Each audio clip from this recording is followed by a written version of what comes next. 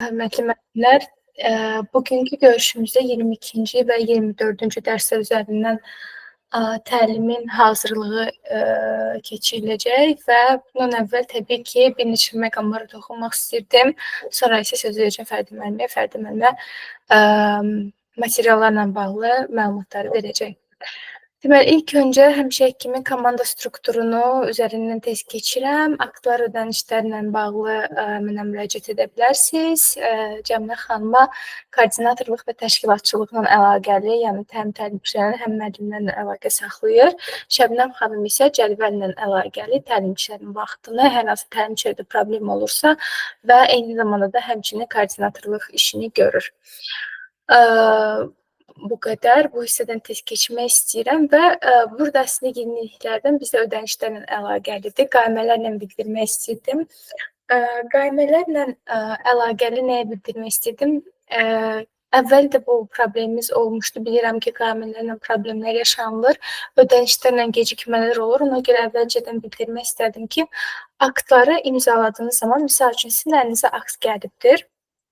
Və həmin aktda sizin artıq saatınız, ödənişiniz qeyd olunub. Təbii ki, mütləq şəkildə hər ehtimal nəzərə yetirin, amma bizim hər hansı bir yanlışlıq ola bilər. Saat düzgündürsə, ödəniş düzgündürsə, yəni sizə görürsünüz ki, hər şey okeydir. O zaman həmin o saatı, həmin o ödənişi qaymenizə artıq qeyd edə bilərsiniz. Artıq saatını və ödənişini bilirsiniz. O səbəbdən elə aktı aldığınız zaman paralel olaraq göndərməyiniz çox həmin gün və yaxud da həmin günün sabahı artıq qaymə göndərsə yaxşı olardı. Çünki qaymələr çox vaxtı ay sonuna və yaxud yəni artıq gələn aya keçid ediləndə çox vaxt gecikmələr olur və o gecikmələr səbəbindən ödənişlər oturmur. Çünki təsdiqlənmir, artıq qaymələrə baxılmır. O səbəbdən gecikmələr ola bilər və yaxud hesabınıza məbləğ oturmaya bilər, çox təəssüf ki. Ona görə xahiş olunur ki, sizə akt gələn kimi elə aktı imzalamağınızdan paralel olaraq qayməni göndərəsiniz. Hətta bəlkə də qayməni göndərməyiniz aktı imzalamağınız qədər önəmlidir. Çünki qaymələr təsdiqlənir və təsdiqləndikdən sonra aktlarla müqayisə olunur və göndərilir. Ona görə hər ikisi də çox önəmlidir. Yəni, yenə bildirdiyim kimi, aktı imzaladıqdan sonra qayməni həmən göndərə bilərsiniz. Deyəcəksiniz ki, qayməni necə doldurum ola bilər ki, bilmirsiniz, unutmuşsunuz. Bilirəm ki, artıq ilk dəfə deyil edirsiniz. Yəni də hər ehtimal burada xidmətinizin kodu sizə rahat olsun deyə və qayməni necə doldurmaq lazımdır. Bununla bağlı Cəmilə xanım, üzr istəyirəm, bir videomuz var. Video qaydı var. Həmin o video qayıda baxa bilərsiniz. Bu hissədən də keçmək istəyirəm. Bu hissədə qayma ilə bağlı, ödənişlərlə bağlı sualınız varmı? Hər hansı bir prosesdə ola bilsin. Maraqlandığınız bir məqam olar. Yox, çox sağ olun. Sağ olun, İlmə müəllimə. Tamam, o zaman keçirəm. Yenə də hər hansı bir qaymə ilə suallarınız olsa, mənə müraciət edə bilərsiniz. Yəni, bu ödənişlərlə əlaqəlidir və olmaz Cəmilə xanım, Şəbnəm xanım da var. Nəsə olsa, bizə müraciət edə bilərsiniz, əsas gecikmə olmasın. Deməli, təlim zamanı qaydalar var təbii ki. Bu qaydaların üzərindən tez keçmək istəyirəm. Çox tez keçəcəm, çünki artıq bilirəm ki, yorulmusunuz bəlkə də. Davamiyyət çox önəmlidir. Bir saatdan sonra davamiyyət doldurulsun. Əsasən bu həftə içi təlimlərdə çox önəmlidir ki, əgər gəlməyən müəllimlər olsa, biz onları zəng eləyək və deyək ki, sonraki təlimi gələ bilərsən. Ola bilsin ki, 5-ci gündən sonra 6-cı günün təlimi var, həmin o 6-cı günə, şənbə günə çağıra bilərik. Ona görə xahiş olunur, bir saat ərzində doldurasınız. Təbii ki, bu, mən deyirəm, misal üçün, xahiş olunur, bir saat ərzində doldurasınız. O demək deyir ki, siz doldurmursunuz. Sadəcə mən bunu ümumiləşdirilmiş şəkildə deyirəm. Yəni ki, belə bir qaydamız var. Filtrlə bağlı bilirsiniz ki, hər kəs öz filtrini yaradanda qarışmır heç nə və təbii ki, cədvəl doldurduqda sizin cədvəlinizdən başqa cədvəllər qarışmır. Bunda təbii ki, həmişəki kimi ənənəvi şəkildə. Təlim zamanı 3-5 şəklin olmağı bilirəm ki, yorulursunuz. Təbii ki, ümid edirəm ki, çox yorucu olmur şəkilləri doldurmaq. Lakin həmişə kimi 3-5 şəkil lazımlıdır. Çox təəssüf ki, linki burada təqdimatda görə bilərsiniz. Həmçinin bir məqamı da əlavə etmək istərdim. Bilirəm ki, bir ara təkrar təlim üçün də şəkilləri çəkməyinizi demişdik. Biraz qarışıqlıq olub bu ərəfələr. O səbəbdən yenidən belə deyim, bu qaydanı qoyağın ki, sizin üçün də yorucu olmasın. Təkrar təlim üçün şəkilə ehtiyac yoxdur. Əsas təlimə şəkilləri lazımlıdır. Yəni, misal üçün, sizin əsas təliminiz var, həmin o təlimdə 3 dənə qrupunuz var. Həmin o 3 qrup üçün 3 qovluqda şəkillər təşkil olunan bir qovluğumuz olacaq və həmin təlimlər üçün şəkillər lazım olacaq. Təkrar təlim üçün şəkilə ehtiyac yoxdur. Lakin əgər, məsələn, əsas təlimdə olmuşsunuz, əsas təlimdə nəsə olub, unutmuşsunuz şəkil çəkdirməyə həmin o qrupda, o zaman təkrar təlim əslində o situasiyada yaxşı bir fürsətdir ki, həmin o şəkilləri təkrar təlimdə çəkəsiniz və əsas təlimin qovluğuna qoyasınız. Bu halda təbii ki, olar ki, boş qovluqları doldura biləsiniz, amma belə təkrar təlimə ehtiyac yoxdur şəkil çəkdirməyə. Bu da dedim, buradan yeniləyim bu qaydanı ki, biz ola bilsin ki, təkrar təlim üçün yanlış anlaşılma olub və şəkil çəkdirməli olmuşsunuz. Keçid edirəm bu hissəyə. Buyurun Aysin müəllimə. Sevdə xanım, hər hansı təlimçi müəllimi əvəz etdikdə, bəs onda necə şəkil çəkdirməliyikmi? Bəli, bəli. Əslində qəşəng sualdır. Çox sağ olun Aysin xanım. Deməli, belə bir məqam var. Əgər sizin qrupunuz deyilsə, lakin həmin gün, həmin tarixdə siz o qrupu əvəz etmişsiniz və sizin adınızdadırsa, bəli, o qrupa çəkdirmək lazım olacaq. Çünki böyük ehtimal həmin o qrup, tarix və hər şey, o qovluq sizin qovluğunuzda yaradılacaq. Yəni, sizin adınıza olan bütün təlimlərdə sizin qovluğunuzda olacaq, qrupun adından və orada bəli çəkdirməli olacaq. Amma imzalar təbii ki, bu bizim aktın imzaları böyük ehtimal ki, xeyr. Çünki o, misal üçün, siz bu sabah, məsələn, başqa təlimçini əvəz edirsinizsə, təbii ki, davamiyyət aktının faylı o müəllimdədir, o sənəd o müəllimdədir. Artıq imzalara ehtiyac yoxdur. Təbii ki, o müəllim sonra öz qrupuna qaydanda imzaları o özü imzalatdıracaq müəllimlərə. Amma şəkillər, bəli, elektron olduğuna görə belə bir fürsətimiz var. Sualınız yoxdursa, o zaman keçid edirəm bir sonraki məqama. Təkrar əslində şəkillərlə bağlı deyiləm. Qovluq dediyim kimi buradadır. Buna çox qalmayacağım bu hissədə. Qayda keçirəm. Qayda bu bir növü bu slaytlarda baxa bilərsiniz. Sizə lazım olan davamiyyət aktlarından bağlı əvvəldə danışmışdıq. Üzərindən sadəcə keçirəm ki, belə bir slaydımız var. Qeyd olunub bütün məqamlar və dəstək şöbəsindən bağlı bu hissədə yenə də dayanmaq istəyirəm. Biraz vaxtınızı alacağım. Dəstək şöbəsi müəllimlər çox önəmlidir ki, hər şey dəstək şöbəsinə yazsınlar bizim müəllimlərimiz.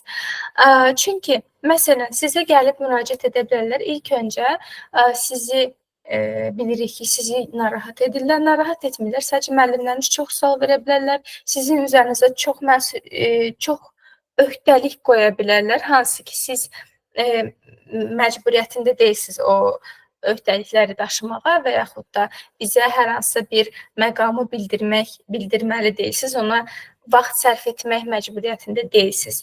Və əgər hər hansı bir müəllimlərin sualları varsa, şikayətləri, təklifləri varsa və yaxud da nə isə istəmirlərsə, mütləq dəstək şöbəsinə yazsınlar. Çünki o müəllimin həmin məlumatını götürürük, probleminə baxırıq və biz də geri dönüş edirik. Lakin sizə yazdıqda, məsələn, fərz edək ki, sizin müəllimlər gəlirlər, deyirlər ki, mən 5-ci gün gələ bilmirəm, 4-cü gün gəlirəm və yaxud da bu qrupa istəmirəm, o birisi qrupa istəyirəm. Bu tipli müraciətlər olduqda sizə müraciət edə bilərlər, lakin həm sizin vaxtınız gedir, gəlib bizə yazmağınız, neçə nəfər olduğunu deməyiniz və dediyim kimi, bu çox vaxt aldığına görə həm siz yorucu olur, həm də biz nəticəni tam görə bilmirik ki, kim yazdı, nə yazdı, neçə nəfər bunu qeyd elədi. Lakin dəstək şöbəsinə görəndə ki, aha 10 nəfər bu müraciəti elədi, hə bizim əlimizdə bir növ statistika olur və həmçinin də birbaşa bizimlə əlaqə saxlanılır. O səbəbdən dəstək şöbəsinə nə oldu yollayın biz tərəfə, göndərin bizə və biz onu həll etməyə çalışaq. Həm də ki, sizə də rahat olsun. Mən də hətta bəzən gedirəm, misal üçün, harasa, məsələn, monitorinqə baxmağa və yaxud da müəllimlər müraciət edir. Mən belə müəllimlərə deyirəm ki, aha, bu problem var, əslində bəlkə də bu mənim sahəmlə əlaqəlidir. İndi deyirəm ki, dəstək şöbəsinə yazın, oradan cavablandıracaq. Çünki mənim yadımda qalmaya bilər, mən o qeydi saxlamaya bilərəm, amma dəstək şöbəsinə yazılırsa, orada bir qeydiyyatda olacaq. Həm də ki, mənim də vaxtım getməmiş olacaq. Ona görə bunda dedim, altından bir xətt çəkim. Və bunu hətta slaydı da öz təqdimatlarınıza əlavə edə bilərsiniz. İstəsəniz biz bunu ibtidai məlumatlara, bu son materiallara da əlavə edə bilərik. Əsim müəllimə təsdiqlədi, tamam. Əlavə edərik ki, bir dəfə də müəllimlərə bunu bildirək. Bu hissədə sualınız yoxdursa, keçid edərdim bir sonraki slayda. Desəm bitir əslində, amma. Dəstək şöbəsi hər ehtimalı deyirəm, 9-dan 6-ya qədər işləyir. Səhər 9-dan axşam 6-ya qədər iş saatlarında həftə içi fəaliyyət göstərir və olmadıqda iş saatından kənar heç nə olmur burada. İş saatında isə belə bir şəkil olur. Həmin o şəklə kliklədikdə təbii ki, o pəncərəmiz açılır. Məndən bu qədər. Sualınız yoxdursa, sualınız varmı? Birinci onu soruşup sonra isə yekunlaşdıra bilərik. Buyurun Fərdi müəllimə. Sevda xanım, mən bilirsiniz nəyi soruşmaq istəyirdim. Bu müəllimlər ki, hansı ki bizim təlimlərimizə gəlmirlər, sonra təkrar təlimlərlə cəlb olunurlar. Bax, həmin müəllimlər gələn dəfə gələndə o boş qalan yerə imza atmalıdırlar, yoxsa o yeri biz boş saxlamalıyıq? Bəli, atmalıdırlar Fərdi müəllimə. Əsas olan iş onlar o imzanı atsınlar. İstər təkrara, istər əsasa gəlsinlər, imza atmaları bəli, çox... Yəni, keçən dəfə gəlməyibsə, gələn dəfə gələndə o boş yeri imzalamalıdır, hə? Bəli. Çünki mən saxlatdırmışdım, keçən dəfə imzalatdırmadım. Dedim, sizdən dəqiqləşdirərəm sonra. Bəli, olsa yaxşı olar. Əslində, əsas məqsəd bu aktlarda izləməyimiz deyil ki, müəllim həmin gün əsas təlimə gəldi, gəlmədi. Əsas olan bütün imzalar orada olsun. Yəni, il sonunda görünsün ki, misal Sevda varsa, Sevda 8 təlimin 8-nə də gəlibdir. Fərq etməz, təkrar olsun, olmasın, biz onu gəlmiş kimi qeyd edə bilək. Ona görə bütün imzaların olmağı daha da yaxşıdır bizim üçün. Ona görə bəli. Buyurun Asim müəllimə. Sevda xanım, məndə Ziyafət müəllim var idi mənim qrupumda. O əsas təlimə də gəlməmişdi. Təkrar təlimə də mən idim həmin qrupda da. Yenə baxdım ki, Ziyafət müəllim yenə də gəlməyib. İndi o növbət dəfə gəldiyində imza atsın. İşin güzeldi. Gəlməyib, yəni heç birinə gəlmədi. Belə bir şey təklif edirəm Asim müəllimə. Gəlməyibsə 2 təlimədə biz böyük ehtimal həmin müəllimə video dərs vermişik. Əgər gələn təlimə gələcəksə və ondan bir sonraki təlimə də gələcəksə, belə deyim, belə bir məntiqlə getsə yaxşı olar. Həmin o müəllim 2 təlimə gəlməyibsə dalbadal, 3-cünə gəlsə sadəcə 3-cünü imzalatdırarsınız. 4-cüyə gəlsə 4-cü və 1-ci, 2-cini də imzalatdırarsınız. Tamam, aydın. Biraz qarışıq dedim. Narahatım, aydın. Bəli, biz siz nə üçün deyirəm, amma qəşəng sualdır, bunu aydınlığını verim. Misal üçün, əgər görürsünüz ki, müəlliminiz həmişə gəlir, sadəcə bir təlimdə gəlməyibdir və sonraki təlimə gəlirsə, hər ikisini də imzalatdırın, heç nə olmaz. Onsuz da biz o gəlməyən müəllimlərə sonda video dərs veririk və video dərsi işləyir. Video dərsə baxaraq, yəni platformadakı dərsliyə baxaraq müəllim işləyir, ona görə buraxsa da problem deyil. Yəni sonda problemdir, amma yenə də imzasını atsa yaxşı olar. Lakin əgər müəllim bir dəfə, 2 dəfə həm əsaslara gəlməyib, təkrara gəlməyib və 2 təlim dalbadal buraxıbdır və sonra bir təlimə gəlibsə, arzu olunardı ki, həmin müəllimə deməli bir dəfə imza atsın və ikinci səfərdə gələndə artıq hamısını birlikdə belə deyək də imzanı verəsiniz ki, atsın. Çünki birdən həqiqətən heç gəlməyən müəllim olar, ona görə bilmirəm. Tamam, aydın. Gəlin belə edək. Tam fikrimi dəyişdim. Əslində bir nəfər fikrimi 180 dərəcə dəyişmiş olacağam, amma bu 100% belə olsun. Asim müəllimə gəlsə bir dəfədə hamısını imzalatdırın. Məncə heç bir problem olmaz. Çünki o biraz qarışıq olacaq. 2 dərs gəldi, gəlmədi, gələndə imzalasın və s. çox belə situasiyalar qarışıqdır. Gəlmişkən elə imzalatdırarsınız. Onda onsuz da o müəllimin məlumatları bizdə olacaq ki, həmin müəllim əsas təlimə gəlib, gəlməyib, yaxud da heç bir təlimdə iştirak etmir, sadəcə video dərslərlə təlimdə olub. O məlumatlar var deyə məncə problem olmaz. Əsas aktların, imzaların hamısında olsun. Ona görə problem deyil. Oldu, çox sağ olun. Mən təşəkkür edirəm. Bəli, aktlarla bağlı bütün imzalar ən yaxşısı davam et aktında olsun. Bu məntiqdən gedək ki, qarışıqlıq da olmasın. Onsuz da davamiyyətimiz var elektron formatda və onu izləyə bilirik. Ona görə əsas odur. Əsas aktlarda imzaların hamısı olmasıdır. Sonra çünki bilirsiniz, il sonu başlayırıq müəllimləri axtarmağa ki, onlara imza atmağa və o əziyyəti hər birimiz çəkirik. Ona görə indidən o imzalar olsa yaxşı olar. Ki sənədlər olsun. Buyurun Asim müəllim. Bir də Sevda xanım, bilmirəm kimə yönəldim, yəni Cəmilə xanım da cavablaya bilər. Təlimlərdə yəqin ki, digər təlimçi müəllimləri də bu sualı yönəldirlər. Biz ikinci sinif üçün də gələcəkmi, yoxsa bu layihə daha sonraki birinci siniflərə mi əhatə edəcək, necə olacaq, 4 il gələcəkmi deyə suallar verirlər. Nə zaman sizin məlumatınız olsa, onlara ötürməli məlumatımız olsa, siz zəhmət olmasa dəqiqləşəndə bizə bir geri dönüş edərdiniz. Çünki hər zaman maraqlanırlar, yəni bu proses nə qədər çəkəcək anlamında. Mütləq şəkildə paylaşacağıq Asim müəllimə. Həqiqətən əslində bizim özümüzə də maraqlıdır ki, bunun nəticəsi çıxsın. Biz dəqiq deyə bilək ki, məsəl üçün 2-ci il var və yaxud da yoxdur. Amma dediyim kimi, bildiyiniz kimi pilot layihədə ona görə davamı necə olacaq deyə bir dəqiq məlumat verə bilmirəm. Rəqəmsalda təbii ki, məsəl üçün rəqəmsal bacarıqlı layihəsində iştirak edən müəllimlər bilir ki, hə, 1-ci, 2-ci, 3-cü və s. sinifləri var.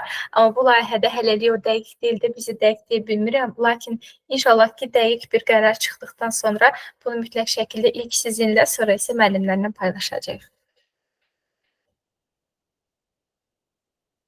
Çox sağ olun. Tamam, o zaman sualınız yoxdursa, diqqətiniz üçün çox təşəkkür edirəm. Yenə vaxt ayırdınız, qulaq asdınız mənə. Minnətdaram, hörmətli təlimçilər və sözü vermək istəyirəm Fərdə müəllimə. Böyük ehtimal həmişə kimi gedəcəm. Amma nəsə olsa, mütləq çağırın, geri dönüş edin. Çox təşəkkür edirəm. İnşallah gününüz uğurlu olsun deməyəcəm, artıq gün bitibdir. Xeyirli axşamlar və təşəkkür edirəm bir daha. Çox sağ olun. Sağ olun Sevda xanım, çox sağ olun. Sağ olun. Məlumat verdiyiniz üçün. Mən təşəkkür edirəm Fərdimə. O zaman mən getdim həmişə kimi. Sağ olun, hələlik görüşərik. Sağ olun.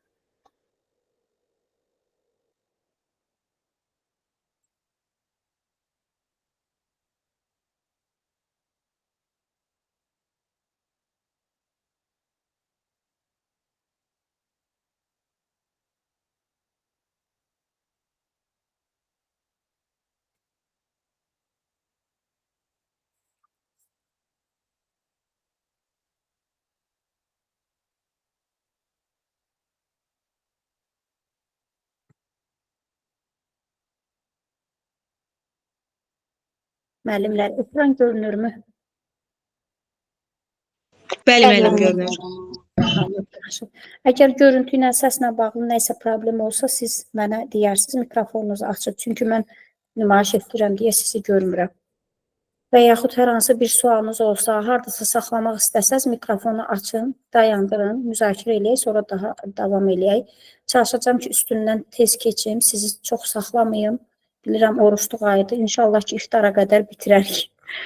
Deməli, 22-ci dərs bu dəfə bizdə tədris olunacaq 22-ci və 24-cü mövzular. Çünki 23-cü mövzumuz hələ tərcümə olunmayıb, redaktə olunmayıb, ona görə hazır deyil deyə 22-ni və 24-ü tədris edəcəyik. Əvvəl 22 haqqında danışaq. Bu riyaziyyatı öyrənərkən ibtidai sinif şagirdlərinin inkişafıdır. mövzumuzun adı. Əvvəlcə başlamamışdan öncə müəllimlərlə belə müzakirə aparacaqsınız. Sistemli fəaliyyət yanaşması nədir? Bilirik ki, bizim kursumuz sistemli fəaliyyət yanaşması üzərində qurulub və onlara dəfələrlə məlumat vermişik ki, sistemli fəaliyyət yanaşması nədir? Onlardan soruşa bilərik ki, bu yanaşmanın xüsusiyyətlərini sadalaya bilərsinizmi? Və onlardan geri dönüş aldıqdan sonra davam edə bilərik. Sistemli fəaliyyət yanaşması təlim prosesinin təşkilində 2 yanaşmaya əsaslanır. Bir sistem yanaşması, bir də fəaliyyət yanaşması. Və bunların da ayrı-ayrılıqda özünün rolları var. Sistem yanaşması təlim prosesini tam mürəkkəb sistem, yəni strukturlaşdırılmış və bir-biri ilə qarşılıqlı əlaqəli hissələrinin məcmusu kimi nəzərdən keçirilir. Sırf bu təlim prosesinə aiddir. Müəllimin pedaqoji fəaliyyəti aiddir. Bunun içərisinə məktəblinin təlim fəaliyyəti, təhsilin məqsədləri və məzmunu, bir də tədris metodları, formaları və vasitələri. Bunlar sistem yanaşmasının tərkibidir. Fəaliyyət yanaşması isə məktəblərin yaş və psixoloji xüsusiyyətlərinə önəm verilir. Onlara müvafiq olan fəaliyyətlərin təşkili əsas götürülür. Şagirdlərin fəaliyyəti ilk növbədə uşağın şəxsiyyətinin və qabiliyyətinin inkişafına, təhsil almaq bacarığının formalaşmasına, təhsilə motivasiyanın inkişaf elətdirilməsinə yönəlməlidir. Fəaliyyət yanaşmasında əsas prioritet bu götürülür. İnkişaf etdirici təhsil nədir? İnkişaf etdirici təhsil zamanı tədris prosesi elə təşkil olunur ki, biliklərin tam mənimsənilməsini təmin etməklə mütləq məktəblərin inkişafına təsir göstərsin. Yəni, həm bilikləri mənimsəsinlər, inkişaf etdirici təhsil ona nail olmalıdır ki, həm bilik əldə eləsinlər, həm də şagirdlər inkişaf eləsinlər. Beləliklə, məktəbdə inkişaf etdirici təhsilin həyata keçirilməsi şagirdin təlim fəaliyyətinin təşkilinə xüsusi metodik yanaşmaların istifadəsini tələb edir. Yəni, əgər şagirdlərin fəaliyyətinə xüsusi yanaşma olmazsa, onların inkişafına da nail ola bilmərik. İnkişaf etdirici təhsilə ibtidai məktəbdə xüsusi diqqət yetirilir. Belə ki, məhz burada şagirdlərin intellektual potensialının təməli qoyulur, idraki maraq və təhsil fəallığı inkişaf etdirilir. Riyaziyyatı öyrənərkən şagirdlərin inkişafından bəhs olunduqda, daha çox məktəblilərin əqli inkişafına və intellektual bacarıqlarının formalaşmasına diqqət verilir. Belə ki, riyaziyyat fənninin tədris materialı şagirdlərin təfəkkürünün inkişafı üçün daha uyğundur. Yəni, riyaziyyat fənni şagirdlərin təfəkkürünü inkişaf elətdirmək üçün daha uyğun olan fəndir.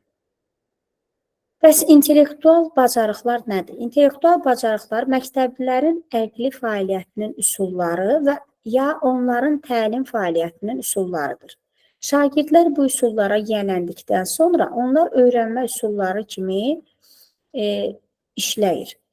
Yəni, əgər onlar əqli fəaliyyət üsullarına, təlim fəaliyyət üsullarına yiyələnəcəklərsə, bu artıq onlarda öyrənmə üsulları kimi götürüləcək.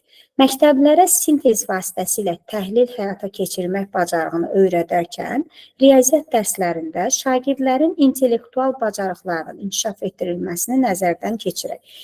Yəni, biz bugün danışacağıq, sintez vasitəsilə təhlil etməkdən danışacağıq əsasən. Təhlil və sintez haqqında biz əvvəlki dərslərimizdə danışmışıq. Bir daha yadımıza salaq ki, təhlil tədqiqat predmetinin ayrı-ayrı elementlərinin vurğulandığı təfəkkür üsuludur. Yəni, burada elə bil təhlildə parçalanır, əlamətləri, xüsusiyyətləri ayrı-ayrı sadalayırlar, tapırlar, təhlil eləyirlər. Sintezdə isə müxtəlif elementlər vahid bütövdə birləşir. Yəni, əlamətə, xüsusiyyətə, nisbətə görə bir bütöv şəkildə birləşdirirlər. Sintez, yəni ayrı-ayrı xüsusiyyətlərdən, əlamətlərdən bütövə gəlməkdir. Təhlil isə bütövdən ayrı-ayrı elementlərə getməkdir. Sintez vasitəsilə baxaq, təhlil nədir? Sintez vasitəsilə təhlil ən mürəkkəb intellektual bacarıqdır. Əqli fəaliyyətin xüsusi üsuludur. Bu üsulun formalaşması məktəblilərin təlim fəaliyyətinin həyata keçirilməsində böyük əhəmiyyətə malikdir. Yəni, biz məktəblilərdə əgər sintez vasitəsilə təhlil bacarığı formalaşdırmışıqsa, onda onların intellektləri də inkişaf edəcək və biz daha yaxşı təlim nailiyyətinə nail ola biləcəyik. Bu üsulun mahiyyəti ondan ibarətdir ki, təfəkkür prosesində tədqiqat obyekti yeni əlaqələrə daxil edilir. Buna görə obyektin xüsusiyyətləri və keyfiyyətləri yenidən nəzərdən keçirilir. Tədqiqat obyekti müxtəlif tərəflərdən nəzərdən keçirilir. Onda yeni xüsusiyyətlər aşkar olunur.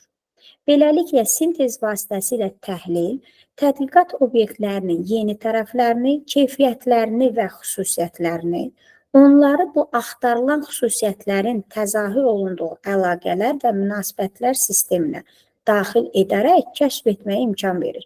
Yəni, sintez vasitəsilə təhlil bizə imkan verir ki, obyektin yeni tərəfini, keyfiyyətini, xüsusiyyətini, onların arasında əlaqələri və münasibətləri kəşf edə bilək. Sintez vasitəsilə təhlil həyata keçirmək bacarığının necə formalaşacağı haqqında danışmağa başlamamışdan əvvəl bir misala diqqət yetirək.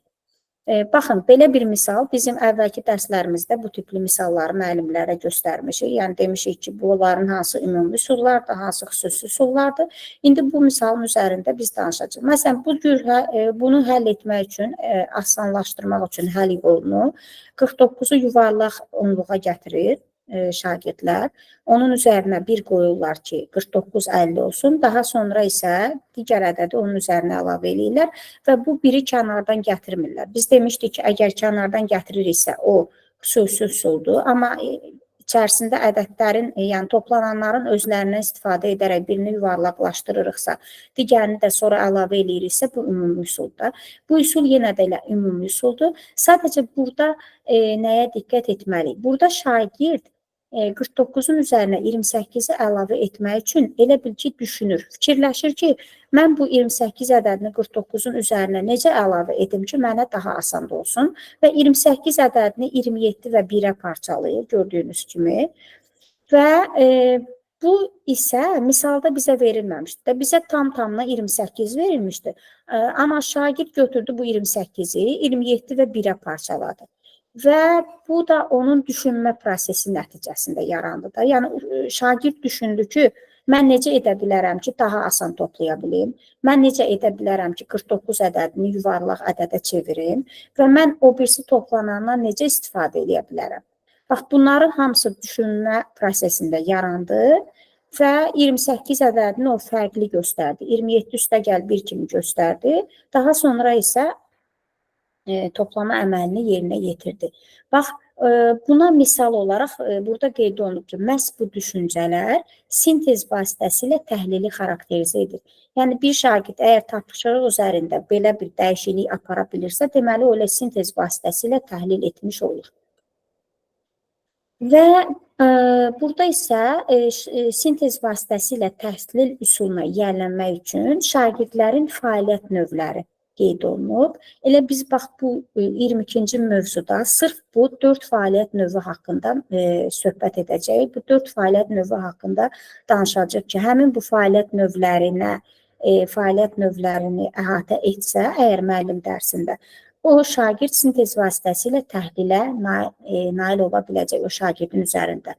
Və bu fəaliyyət növləri bunlardır. Obyektin müxtəlif aspektlərdən öyrənilməsi, birinci. İkinci, obyektin yeni əlaqələrə və münasibətlərə daxil edilməsi.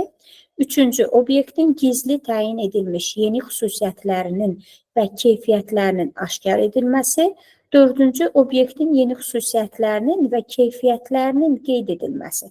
Görürsünüzmü? Üçüncü ilə dördüncü punkt demək olar ki, eynidir. Sadəcə birində aşkar etməkdir, birində isə qeyd edilməsidir.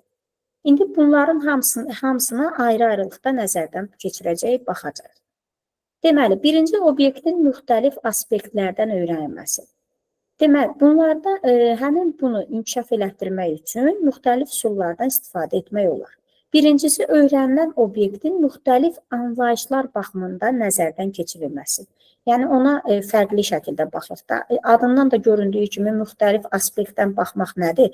Tutaq ki, buna fərqli yönümdə baxırıq. Və buna misal olaraq tapşırıq nümunəsi veriblər bizə. Məsələn, 63 ədədi haqqında bildiyiniz hər şeyi danışın. Bu, 6 və 3 rəqəmləri ilə yazılmış 2 rəqəmli ədəddir deyə bilərik. 63 ədədində 3 rəqəmi vahidləri, 6 isə onluqları bildirir deyə bilərik. Bu ədəddə 63 vahid, yəni 63 təklik var, 6 onluq var deyə bilərik.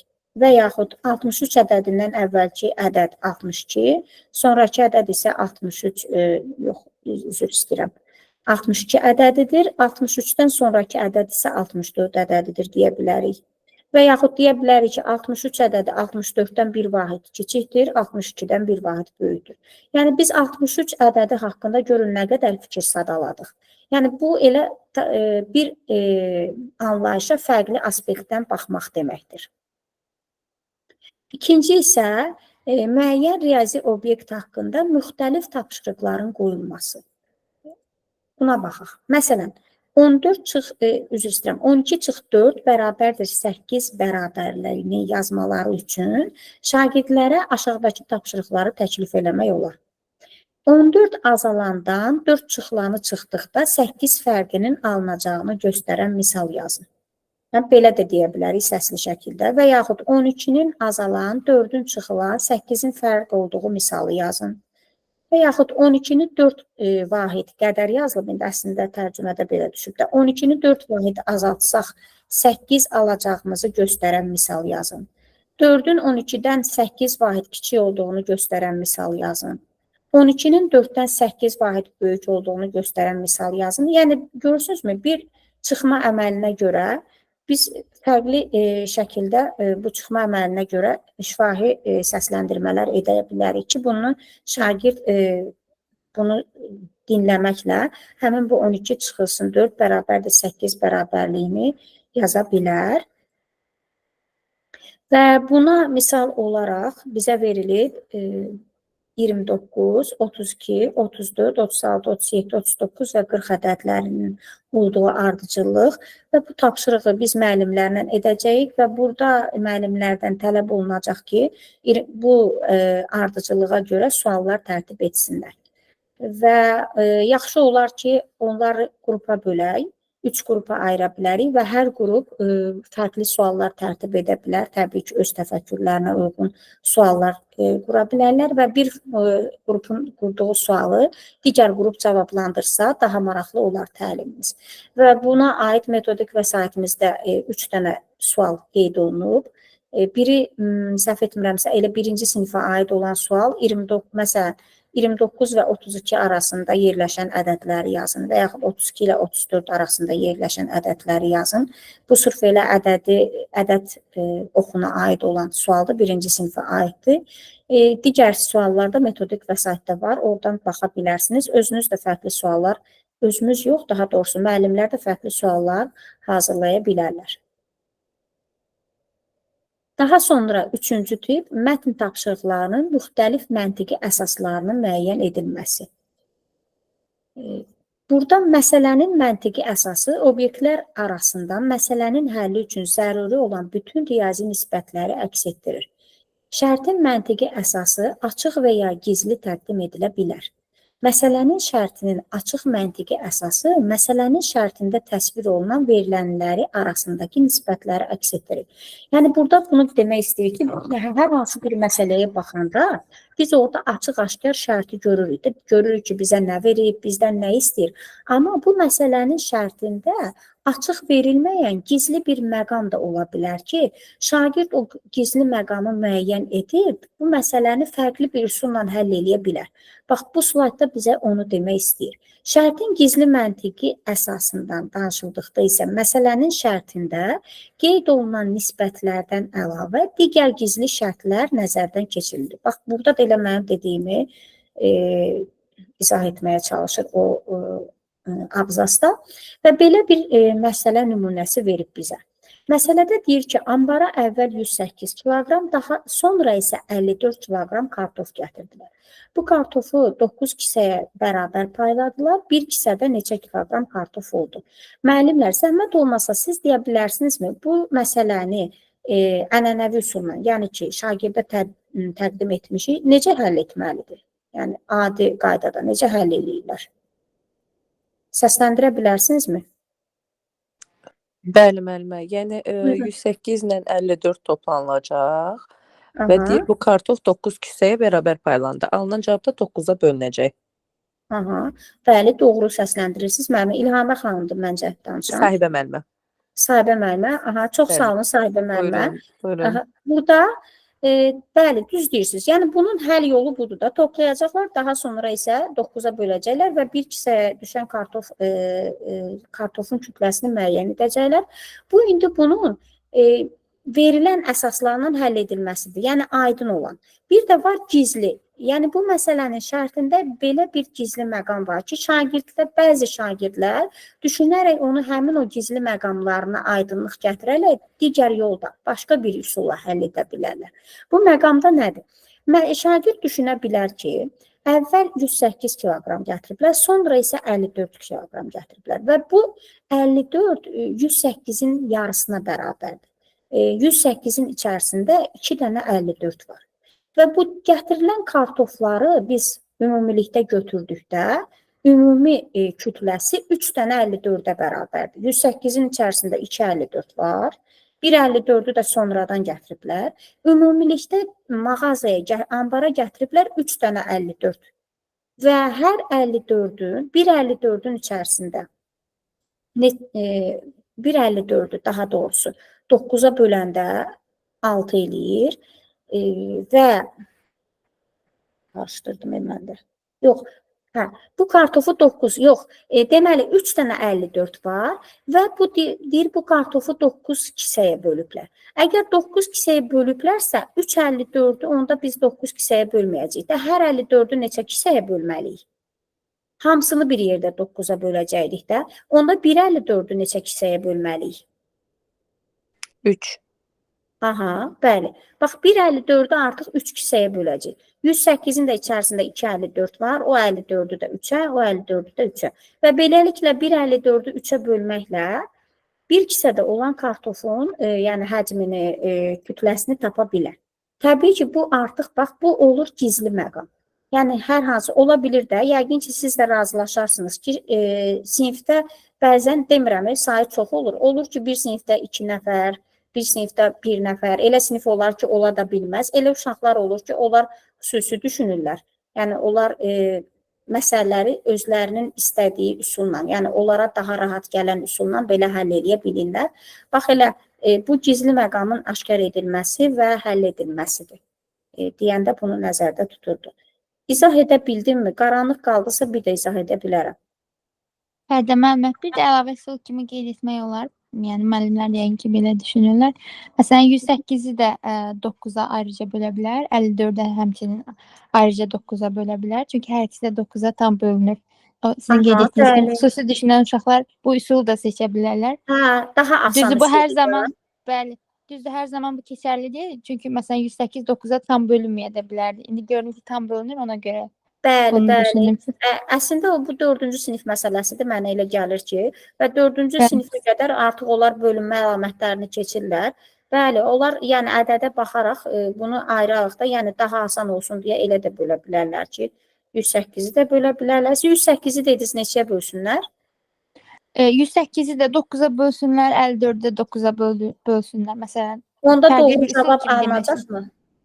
Bəli, 108-i 9-a böldüyündə, müəllimə 54-ü 9-a böləndə 3 düşmürdü, 6 düşürdü. Mexaniki səhv oldu siz müəllimədə.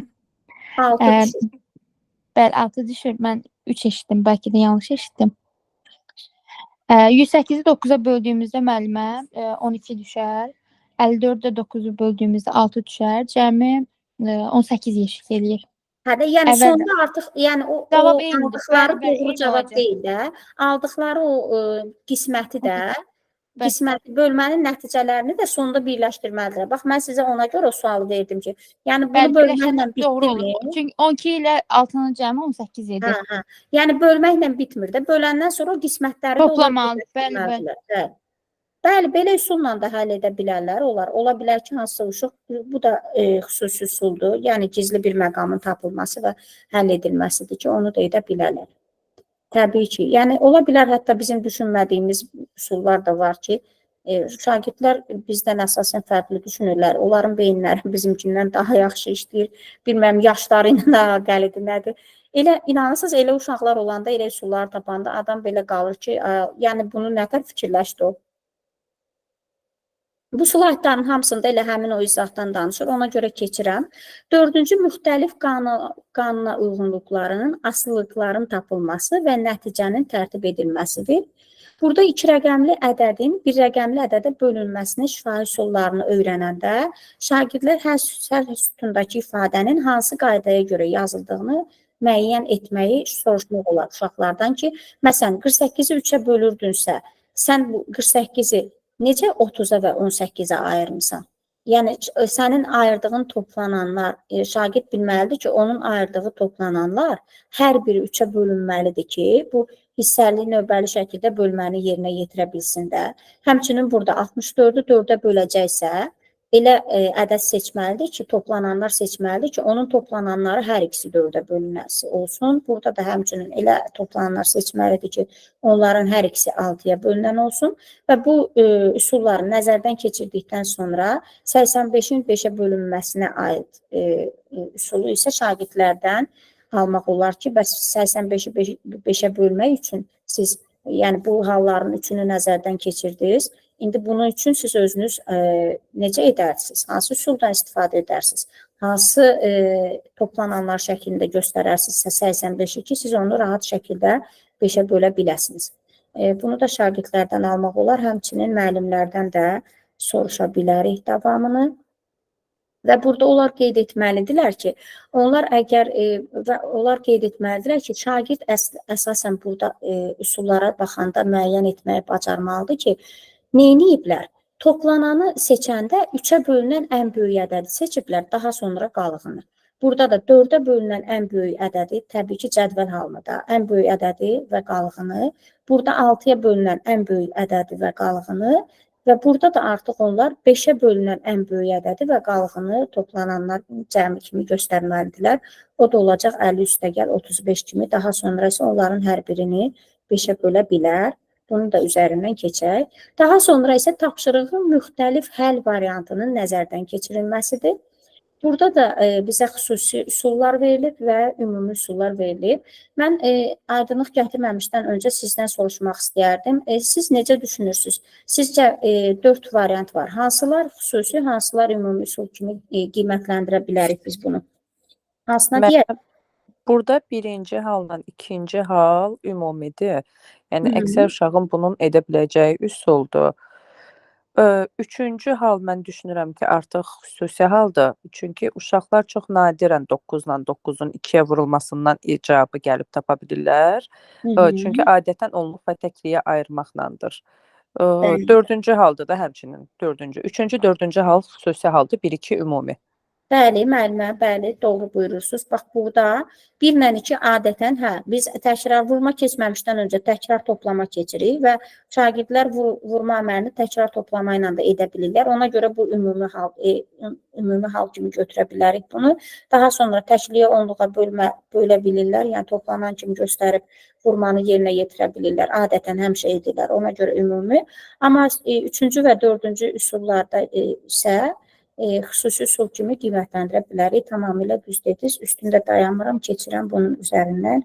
Yəqin ki, qaranlıq qalan məqam yoxdur. Birinci haqqında artıq danışıb qutardıq. Harada ki, ən başda demişdik ki, 4 üsul haqqında danışacağıq. Birinci üsulumuz bitdi. İndi keçirik ikinci üsula. İkinci üsul obyektin yeni əlaqələrə və birinci üsulumuz oydu da, obyektə yeni aspektlərdən baxılması. O bitdi artıq. İndi keçirik ikiyə. Obyektin yeni əlaqələrə və münasibətlərə daxil edilməsi. Bu fəaliyyət növünü öyrətməyin əsas üsulu tapşırığın şərtini yenidən tərtib edərək eyni güclü şərtə, yəni verilmiş şərtdən məntiqi olaraq irəli gələn şərtə çevirmək bacarığının formalaşdırmasıdır. Bunu yəni bu sadə dildə desək, elə bilin ki, şərti öz sözlərimizlə sadələşdirib şagirdə demək nəzərdə. Uşaq ki, tutaq ki, şərt biraz qəliz formada yazılır. Biz onu öz sözümüzlə sadələşdirib şagirdə deyiriksə və yaxud yazılı təqdim ediriksə, bax, bunu nəzərdə tutur burada. Bu şərtdən məntiqi olaraq digər şərtə çevirmək. Bununla bərabər yenidən tərtib etmə, tapşırığın öz sözlərinizlə nəql edilməsi deyil. Düzgün şəkildə yenidən tərtib etmə, tapşırıqda nəzərdən keçirilən obyektin yeni keyfiyyətlərini üzə çıxarır, belə ki, onu digər anlayışlarla təsvir edir. bu obyekti yeni əlaqələrə daxil edir ki, bu da sintez vasitəsilə təhlili həyata keçirməyə imkan verir. Mənim dediyim amma ikinci abzas təksib etdi. Dedi ki, öz sözlərinizlə nəql edilməsi deyil, düzgün şəkildə yenidən tərtib etməlidir. Yəni burada yeni keyfiyyətləri üzə çıxarırsınız. Yəni burada mən belə başa düşdüm ki, yeni keyfiyyətlər üzə çıxarır. Yəni biraz daha izah verirsən. Ola bilər ki, bu şərti şagird başa düşməyib, öz sözünlə demək də deyil, təzədən bir neçə xüsusiyyətində sadalayırsan, daha geniş izah verirsən ki, bu şərti şagird başa düşsün. Məsələn, şagird aşağıdakı tapşırığı yerinə yetirməli və naməlum azalanı tapmalıdır. Hamısında məchul azalan tapılmalıdır. Bununla bərabər şagirdlər məchul azalanın tapılmasının formal qaydasını anlamırlar. Tapşırıq yenidən tərtib edilərsə və başqa cür verilərsə, məsələn, 6 ədədini almaq üçün, əgər şagird azalanın tapılması qaydasını bilmirsə, bilmir ki, məchul azalanı tapmaq üçün nə etməliyik? Bu qaydanı bilmirsə, biz ona belə deyə bilərik ki, 6 ədədini almaq üçün hansı ədəddən 2 çıxmalıyıq? Bu şəkildə verə bilərik. Və yaxud hissələr və tam arasında mövcud olan nisbətləri nəzərə alaraq yenidən tərtib edilərsə, hansı tam 6 və 2-nin hissələrindən ibarətdir? Yəni, hansı tam 2 ilə 6 hansı tamın hissələrdir, neçənin hissələrdir, belə deyə bilərik. Belə hallarda şagirdlər tapşırığın yerinə yetirilməsinin öhdəsindən gəlməklə yanaşı, həm də naməlum azalanın tapılması prosesində onun tapılması prinsipini dərk edəcəklər. Yəni, qayda ilə verildi, məchulu necə taparsınız? Belə, üzr istəyirəm, azalanı tapmaq üçün nə etməliyik? Bunu edə bilmədi. Çevirdik birinci punktda və ikinci punktda deyilən kimi desək, onları azalanı daha asan tapa bilərdir. Daha sonra tapşırıqların istifadəsinin yenidən tərtib edilməsi, üzr istəyirəm, ifadəsinin yenidən tərtib edilməsi bacarıqlarını formalaşdırarkən şagirdlərə söyləmək lazımdır ki, tapşırıqda nə etmək lazım olduğunu anlamırlarsa, tapşırığın tələbini əvəz etmək lazımdır. Məsələn, burada deyir, 17 10-dan nə qədər böyükdür? 10 17-dən nə qədər kiçikdir? 17 ədədini almaq üçün onun üzərinə hansı ədədə də əlavə etmək lazımdır? 10 ədədini almaq üçün 17-dən hansı ədədi çıxmaq lazımdır? Bu tələb ilə əvəz edilə bilər. 17 çıx 10 ədədinin çıxılmasını yerinə yetirin. Yəni, deyir ki, bu 4 tipdə sual vermişsinizsə, şagird anlamayıbsa, siz ona deyə bilərsiniz ki, 17-dən 10-u çıx. Tutaq ki, sözlü şəkildə deyirsiniz, o bunu anlamayıb, biz ona deyə bilərik ki, 17-dən 10-u çıx. Daha sonra davam edirik. Mən keçməm də içəri. Keçim içəriyə.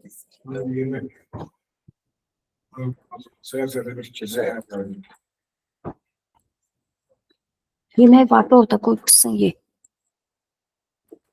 Üzr istəyirəm müəllimlər, mən yerimi dəyişəsi oldum. Bircə dəqiqə davam edirəm. Deməli, bu əvvəlki tapşırığa baxaraq biz deyə bilərik ki, müəllimlərə, məsələn, bax, bu 4 tipli sual var idi.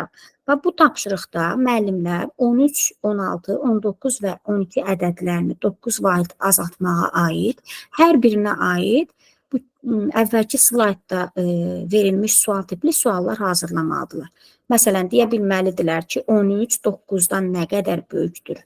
Və yaxud 9 13-dən nə qədər kiçikdir? Bax, belə, bu tipli suallar hazırlaya bilməlidir. Və yaxud 13 ədədini almaq üçün 9-un üzərinə neçə əlavə edə bilərik? Və yaxud 9-u almaq üçün 13-dən neçə çıxa bilərik? Bu tipli, bunu da elə qruplarla verə bilərik. Deyə bilərik ki, 4 qrupa ayrılın. Hər biriniz qruplardan biri 13, biri 16, biri 19, biri də 12 ədədlərindən 9 vahid azaltmağa aid.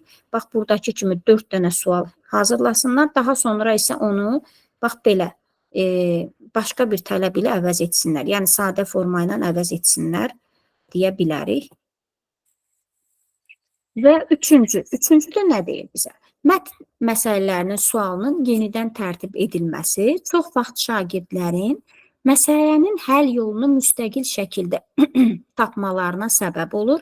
Hər şeydən əvvəl bu üsul şagirdlərin mürəkkəb məsələni həll edərkən çətinlikləri yarandıqda zəruridir. Deyir ki, əgər həll edəndə, məsələ həll edəndə çətinlikləri yaranırsa, bu üsuldan istifadə etmək zəruridir. Sualın yenidən tərtib edilməsi. Sualın yenidən tərtib edilməsi deyəndə nə nəzərdə tutulur? Məsələn, məsələmizin şərtində deyir ki, A və B şəhərlərindən birindən mini avtomobili yola düşüb, birindən yük avtomobili yola düşüb. Mininin sürəti 80 km/saat idi, yükün sürəti 70 km/saat idi və 3 saatdan sonra onlar görüşdülər və məsələmizin sualında isə soruşur ki, A və B şəhərləri arasındakı məsafəni tapın. Şagird əgər bu məsələyə baxırsa, çətinlik çəkirsə həllində, onda bu məsələnin sualı əvəz oluna bilər digər bir sualla. Məsələn, üzr istəyirəm, hər iki avtomobil hansı məsafəni qət edib sualı ilə əvəz oluna bilər. Əvvəldə görürsünüzmü? Deyirdi ki, A və B şəhərləri arasındakı məsafəni tapın, amma indi onu əvəz elədi belə bir sualla. Hər avtomobil nə qədər məsafə gedib. Əgər hər avtomobilin nə qədər məsafə getdiyini tapsa, məsələn, tutaq ki, bu 80 ilə gedib, 3 saat gedib, bunu daha asan tapacaq da, 80-i vuracaq 3-ə, bu da 70 ilə gedib, 3 saat gedib, bunu da asan tapacaq, 70-i vuracaq 3-ə, daha sonra isə tapdıqları məsafələri toplayacaq və onda A və B şəhərləri arasındakı məsafəni tapmış olacaq. Yəni, əgər şagird əvvəlki sualla məsələni həll eləyə bilmirdisə, biz sualı dəyişib, daha ona rahat olan bir sual təqdim eləyə bilərik ki, bu məsələni anlayıb həll edə bilsin. Burada da elə mənim dediklərimdən danışılır, ona görə bu slaydı keçirəm. Daha sonra məsələyə aid sual qalmadı. Müəllimlər. Xeyr, müəllimə. Xeyr, mən. Tamam. Əgər sual olsa, mən tez-tez gedirəm, üstündən çalışıram ki, çatdıraq. Ona görə ümid edirəm ki, başa düşürsünüz dediklərimi. Davam edirəm. Əgər nə isə sual olsa, açıb mikrofonu deyin mənə, bildirin. Təzədən üstündə qalaq. İnformasiyanın yenidən artıq keçdik. İkinci punkt haqqında da danışdıq. Hansı ki, 4 punkt var idi. 1 qutardı, 2 qutardı. İndi keçirik 3-ə. Obyektin gizli təyin edilmiş yeni xüsusiyyətlərinin və keyfiyyətlərinin aşkar edilməsi. Bu üçündə birincisində informasiyanın yenidən kodlaşdırılması, verilənlərin yenidən qurulması üsullarının istifadəsi. Baxaq, yenidən kodlaşdırma və ya yenidən qurma nəticəsində verilmiş şərtlərə cavab verən yeni riyazi obyekt yaradılır. Yeni obyektlə işin məsələnin şərtindəki verilənlərlə işdən xeyli asan olması vacibdir. Yəni, burada məsələnin şərtinə uyğun olaraq yeni riyazi obyekt yaradılır. İndi tapşırıqda biz onu daha yaxşı başa düşə biləcəyik. Tədrisdə bu üsulun istifadəsinin zəruriliyi həm də ondan ibarətdir ki, o variativlik, əyilgənlik, bu əslində variativlik, əyilgənlik sözündə ola bilər ki, biraz anlaşılmazlıq olsun. Əslində, Brus dilindən tərcümədə burada belə əyilgənlik düşüb. Yəni, variativlik, yəni uyğun olan varianta tərəf getmək. Yəni, sənə hansı sərf eləyirsə, sənə hansı daha uyğundursa, daha rahatdırsa, o tərəfə getmək deyil, nəzərdə tutulur. Variativlik, əyilgənlik deyəndə kimi təfəkkür keyfiyyətlərinin formalaşmasına səbəb olur, fəza təsəvvürünü inkişaf elətdirir. Tapşırıqların həlli üzərində bu şəkildə işləyərkən şagirdlər fəal yaradıcılıq fəaliyyətinə cəlb olunurlar. Məsələn, dərslikdə şərtin mətn informasiyasının sxemlərlə kodlaşdırıldığı tapşırıqlar artıq mövcuddur. Dərslikdə bu tipli tapşırıqlar var ki, məsələn, 2 mağazaya cəmi 1224 yumurta gətiriblər. İkinci mağazaya gətirilən yumurtaların sayı birincidən 2 dəfə çoxdur. Hər mağazaya ayrılıqda neçə yumurta gətiriblər. Və bunu yanında belə təsviri də sxemlə verilib. Və sxemə baxmaqla əvvəlcə onlar təxmin eləyib, daha sonra isə dəqiq hesablayaraq məsələni həll eləyəcəklər. Lakin hazır sxemlərin istifadəsi şagirdlərə oxşar məsələləri həll etməyi öyrətməyəcək. Yəni, deyək ki, əgər bu hazır sxem verilibsə məsələnin yanında, o şagirdlərə məsələni sxemlə həll eləməyi öyrətməyəcək. Çünki onlar informasiyanın kodlaşdırılması ilə bağlı müstəqil təcrübəyə malik olmayacaqlar. Buna görə də kursumuzda məzmun bənzər məsələlərlə tamamlanacaqdır ki, onları həll edərkən, şagirdlər məsələləri həll edərkən müstəqil olaraq oxşar sxemlər tərtib etməli olacaqlar. Yəni, burada demək istəyir ki, belə hazır biz variant verəndə, o şagirdlərdə məsələni bu yolla həll etmək qabiliyyəti formalaşdırmayacaq. Amma biz belə bir şərtə uyğun digər məsələ versək, bu şərtə uyğun başqa bir məsələ versək və şagird bu sxemə baxaraq o məsələdə özü sxem tərtib etsə, onda o şagirdlərdə məsələləri sxemlə həll etmək bacarığı formalaşacaq. Məsələn, bax, elə bir tapşırığa uyğun olan tapşırıq, baxın, şəkildə təyyarə sualtı qayıqdan 11.025 metr hündürlükdədir. Sualtı qayıq dəniz səviyyəsindən 1003 metr dərinlikdə üzür. Quş isə dəniz səviyyəsindən 1425 metr hündürlükdə uçur. Təyyarə quşdan neçə metr hündürlükdədir? Bax, o məsələyə oxşar olaraq bu məsələni də sxem şəklində qura bilər. Çünki nədir? Üzr istəyirəm. Sualtı qayıq dəniz səviyyəsindən aşağıdadır. Quşun hündürlüyünü dəniz səviyyəsi ilə veriblər. Təyyarənin hündürlüyünü isə sualtı qayıqla veriblər hündürlüyünü. Və buna uyğun sxem quraraq şagirdlər məsələni sxem qurmaqla, əvvəlki nümunəyə baxaraq sxem qurmaqla həll edə bilərlər. Düzü, mən bunu dünən düşündüm özüm. Düşündüm ki, axı bunlar hər ikisi eyni hündürlükdən deyil deyə biz buna sxem qura bilmərik. Siz necə düşünürsünüz? Çünki təyyarənin hündürlüyünü götürüb sualtı qayıqdan, amma quşun hündürlüyünü götürüb isə dəniz səviyyəsindən. Bu nətər olur? Fikir bildirə bilərsinizmi?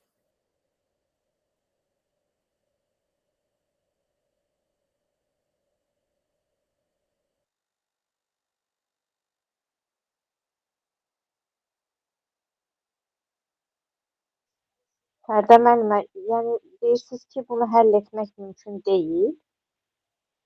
Səsiniz gəlmir. Bilməm, səsiniz gəlmir, bilmirəm, nədir? Bəli, müəllimə, buyurun. Hə, indi gəldi. Yəni deyirsiniz ki, həll etmək mümkün deyil məsələni. Yox, həll etmək mümkündür. Sadəcə mən düşündüm ki, bax, bir öncəki var idi, sxem. Bax, belə. Mən düşündüm ki, bunu əslində həll etmək mümkündür. Burada nə edirik? Bu təyyarə 11.025 metr hündürlükdədir də, hə? Sualtı qayıqda 1003 metr dərinlikdədir. Və təyyarə sualtı qayıqdan 11.025 metr hündürlükdədir. Quş isə dəniz səviyyəsindən. Burada sualtı qayıqdan dəniz səviyyəsinə qədər 1425-dən 1003-ü çıxmalıyıq ki, quşun hündürlüyünü tapaq da. Quş hansı hündürlükdədir təyyarə ilə bir yerdə götürəndə. Yəni, sxemlə bunu verə bilərikmi? Sizin fikrinizi almaq. Mən düşünürəm ki, verə bilmərik. Bilmirəm, siz nə düşünürsünüz? Yəni, bilirsiniz nə vaxt verə bilərdik? Əgər hər ikisi, həm təyyarə, həm quş dəniz səviyyəsindən eyni hündürlükdə olsaydı və yaxud hər ikisi nədir? Sualtı qayıqdan eyni hündürlükdə olsaydı, biz onu sxemdən verə bilərdik. Amma biri dəniz səviyyəsindən hündürlükdədir, biri isə sualtı qayıqdan hündürlükdədir. Ona görə fərqli yerdən başlanır da elə bir ölçüsü. Məsələn, təyyarənin ölçüsü buradan hesablanır, hündürlüyü. Quşun hündürlüyü isə bax buradan hesablanır, dəniz səviyyəsindən. Ona görə eyni deyil axı. Ona görə düşünürəm ki, sxem qura bilmərik. Müəllimə, mən düşünürəm belə bir sxem qurmaq olar. Necə sualtı qayıqdan təyyarə boyunca eyni ona bənzər bir bütöv uzun düzbucaqlı çəkmək olar. Aha. Məsələn, eyni təsvir də yəqin ki, həmin məsələnin də kənarında qeyd olunacaq. Sualtı qayıq ilə dəniz səviyyəsinə qədər olan məsafəni ilə o uzun düzbucaqlımızın ən aşağı hissəsinə qeyd edə bilərik. Və oradan kənarından yarım örtərizə ilə göstərmək olar ki, bu hissə 1003 metrə bərabərdir. Daha sonra həmin o bir bütöv düzbucaqlının üzərində kiçik hissələrə ayırıb, mən düşünürəm 4 hissəyə, 3 hissəyə ayırmalıyıq. bərabər hissəyə olmayacaq təbii ki. Çünki 1003 metrlə 1425 metrin uzunluqları eyni deyil. 1003 metr nisbətən daha kiçik Hə, bax, olacaq. mən onu demək 1425 istəyirəm ki, düzdür, Asif eyni xanım, mən olmayacaq, onu biraz demək böyük. istəyirəm. Hə, Və biz burada bax, axtardığımızı gördünüzmü, isə eyni oranı düz saxlayacağıq. bucaqlılarla, bax, mən onu demək istədim ki, Hə, eyni eyni qoya düz bilmərik. bucaqlılarla verə bilmərik də biz bu şərti. Ha, sizin dediyiniz kimi qura bilərik. Təbii ki, biz düz bucaqlı çəkib orada göstərə bilərik ki, bu dəniz səviyyəsidir. Orada qeyd Məlum edə olanlar, bilərik. Bura olmayanlar. qədər nə qədərdir, bu quşa qədər nə qədərdir, təyyarəyə qədər nə qədərdir. Onu qeyd edə bilərik. Amma mən demək istəyirdim ki, bu tipli verə bilmərik də, bərabər düz bucaqlı ilə biz onu qeyd edə bilmərik. Çünki bunun ölçüləri bərabər deyil də, hər ikisi eyni səviyyədən götürülmür deyə. Sizin dediyinizdə haqq var, eləyə bilərik. Sadəcə bərabərini eləyə bilmərik. Mən hətta istəyərdim ki, elə burada eləyək ki, ola bilər çünki bizdən müəllimlər istəyirsinizmi, edəkmi, yoxsa evdə hər kəs özü edər? Təklif deyirəm sizə, istəyirsinizsə edək, yoxsa etməyək. Davam eləyək. Müəllimlər sizin Müəllimə məncə zaten heç burada da bərabər ölçüdə göstərəcəyimizi qeyd etməyiblər. Elə hərəsini təxmini bir ölçüdə, amma 1003-ü nisbətən kiçik, 1425-i nisbətən ondan böyük, qalan hissəni isə yarısından da böyük götürməklə aydın olar. Yəni əsas bu sxemlə beyinlərində canlandırmaqdır ki, qrafiklə göstərək. Elə etmək olar. Yəni ən böyüyünü götürürük 11025, onun üzərində birini götürürük 1425, ondan biraz qısa yox, kifayət qədər qısa. Ən qısanı da götürürük 1003. Daha sonra isə onların arasında əməlləri edirik, davam edirik. Onda davam edirəm. Hə, düz deyirsiniz. Yəni burada demir ki, 0-10 kimi, amma yenə də bunu kodlaşdırmaq olar. Daha sonra verilənlərin yenidən qurulması üsullarından istifadə, ədədi qurma. Bax, belə yanaşı kartlar qoyulur və alınan ən böyük, ən kiçik ədədlərin cəmini və fərqini tapın. Və burada əslində bilirsiniz, A bəndindəki 2 rəqəmli ədəddən 2 rəqəmli ədədin fərqini və cəmini tapacaq. B bəndində də 3 rəqəmli ədədlə 3 rəqəmli ədədin fərqini, cəmini tapacaq. Təbii ki, burada 2 rəqəmli ədəd ən böyük ədəd 86 olacaq. Burada da ən kiçik ədəd 37 olacaq. Burada ən böyük ədəd 543 olacaq. Ən kiçik ədəd də olacaq 102. Və bunların fərqini və cavabını, cəmini tapmağı istəyəcək. Əslində mən əvvəl baxanda elə bildim ki, yəni burada 4 rəqəmli, burada isə 6 rəqəmli ədəd yaradacaq. Daha sonra onların fərqini və cəmini çıxacaq. Amma orada verilmişdi ki, metodik vəsaitdə izahı var. İstəsəz ora baxa bilərsiniz. Yəni 2 rəqəmlidən 2 rəqəmlini çıxacaq və toplayacaq. 2 rəqəmlinə 2 rəqəmlini. Burada da 3 rəqəmlidən 3 rəqəmlini çıxacaq və toplayacaq. Daha sonra bənzətməyə görə yenidən qurma, bənzətməyə görə. Məsələn, 3, 7 rəqəmindən və əməl işarəsindən həll etdikdə 70-in alınacağı bir misal tərtib edin. Bu tapşırığın birgə müzakirəsi və həll edilməsi. Yəni 3 və 7 rəqəmindən istifadə etməklə nə edəcək? 77-dən 7 çıxacaq ki, 70 alınsın.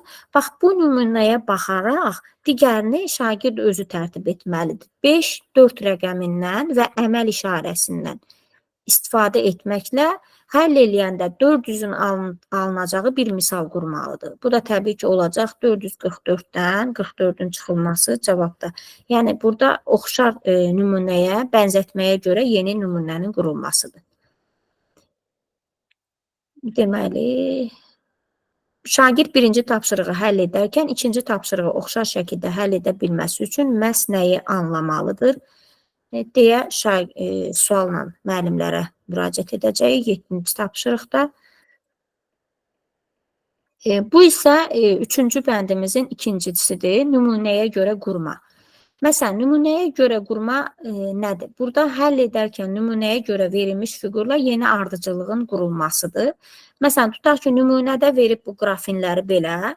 Qrafinləri biz butalar veriləndə belə butalara küslü butalar deyirik də.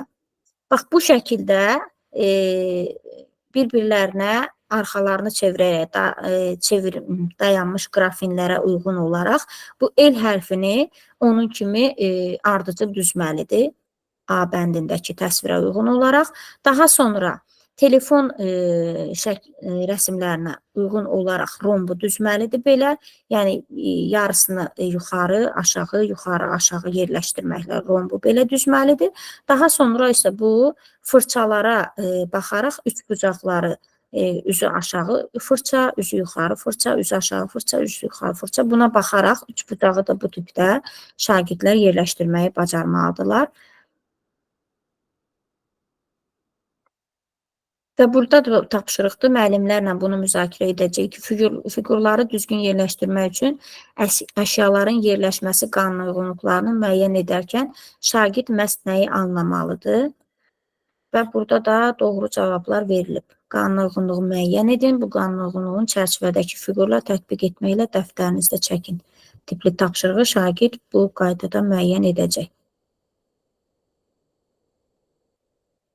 Daha sonra keçirik üçüncüsünə. Mətn məsələləri həll edərkən obyektin gizli təyin edilmiş yeni xüsusiyyətlərinin və keyfiyyətlərinin aşkar edilməsi üzrə fəaliyyət.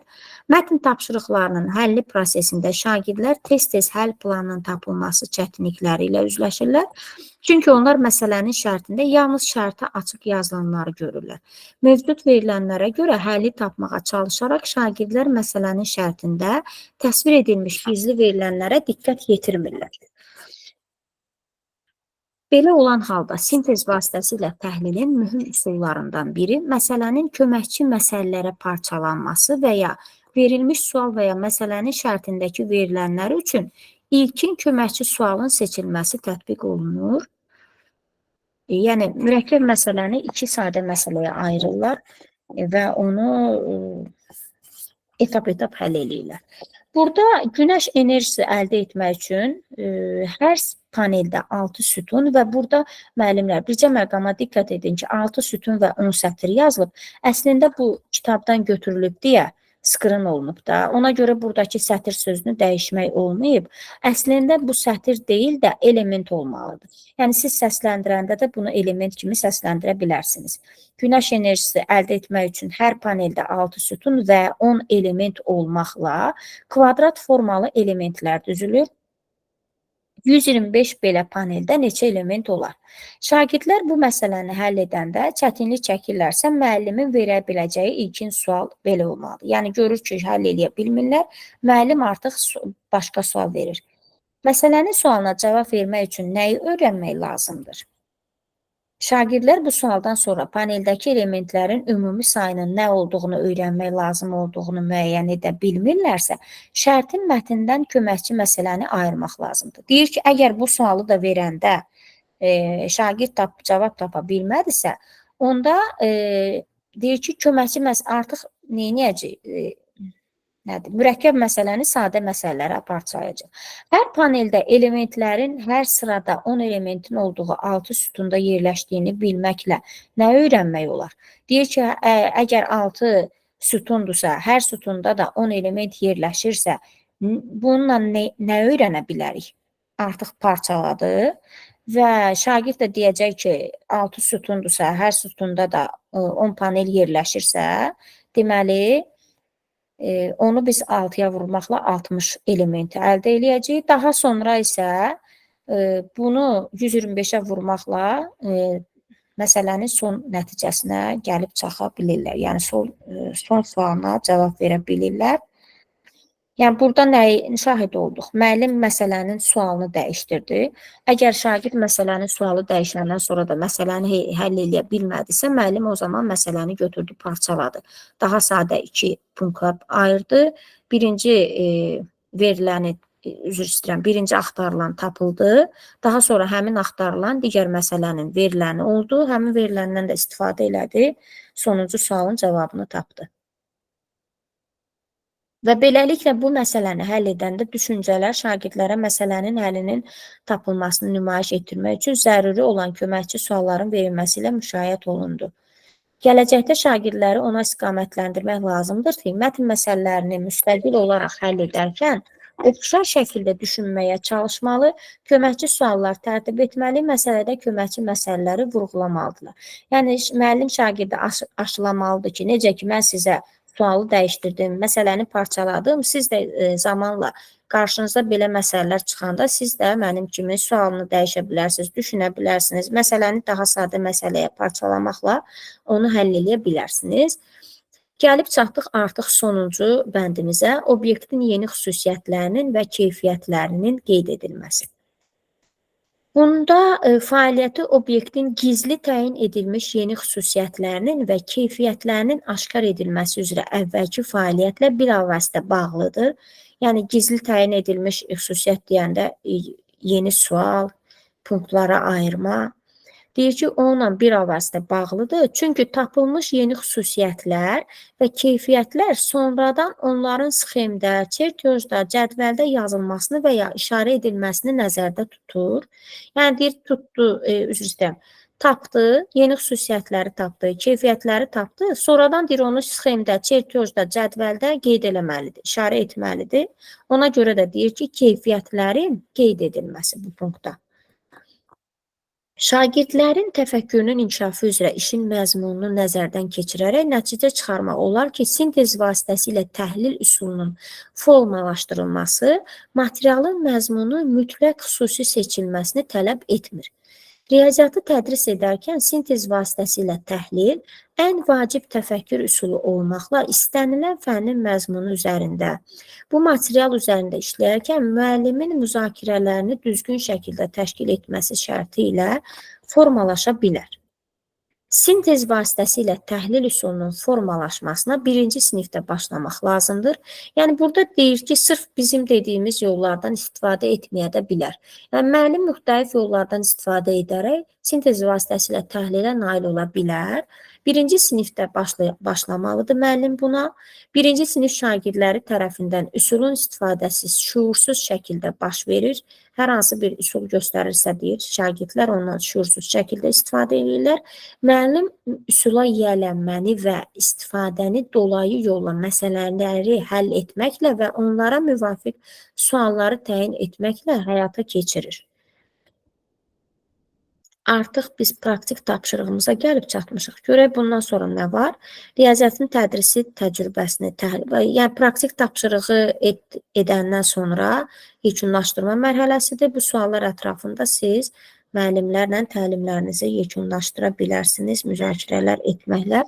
Mən də buradan çıxım linki, çünki burada yerləşdirməmişdilər, səhv eləmirəmsə. Bax, görüm, yox. Hə, var, link var, dünən yox idi ama. Tapşırıqlarımıza baxaq. Deməli, burada deyir ki, doğru fikirləri seçin. Müəllimlər, iştirak edə bilərsinizmi tapşırıqların həllində? Siz baxın, mən bir dənə bu adaptörü gətirin. Siz ona qədər baxın.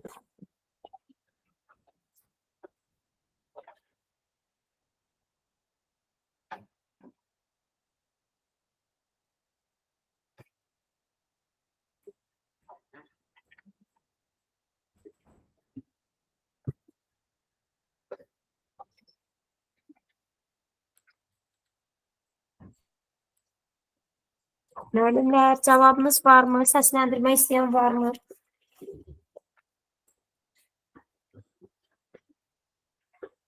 Yoxdur.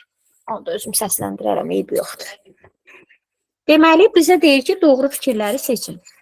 Tədrisə fəaliyyət yanaşması, tədrisin predimes məzmununun mənimsənilməsi üzrə fəaliyyətin təşkilinə yönəlib, sintez vasitəsilə təhlil, təfəkkür üsulu bir təfəkkür formasından digərinə mexaniki keçidlərdən ibarətdir.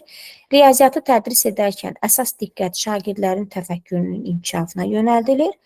Sintez vasitəsilə təhlili həyata keçirərkən tədqiqat obyekti müxtəlif tərəflərdən nəzərdən keçirilir, onda yeni xüsusiyyətlər aşkar olunur.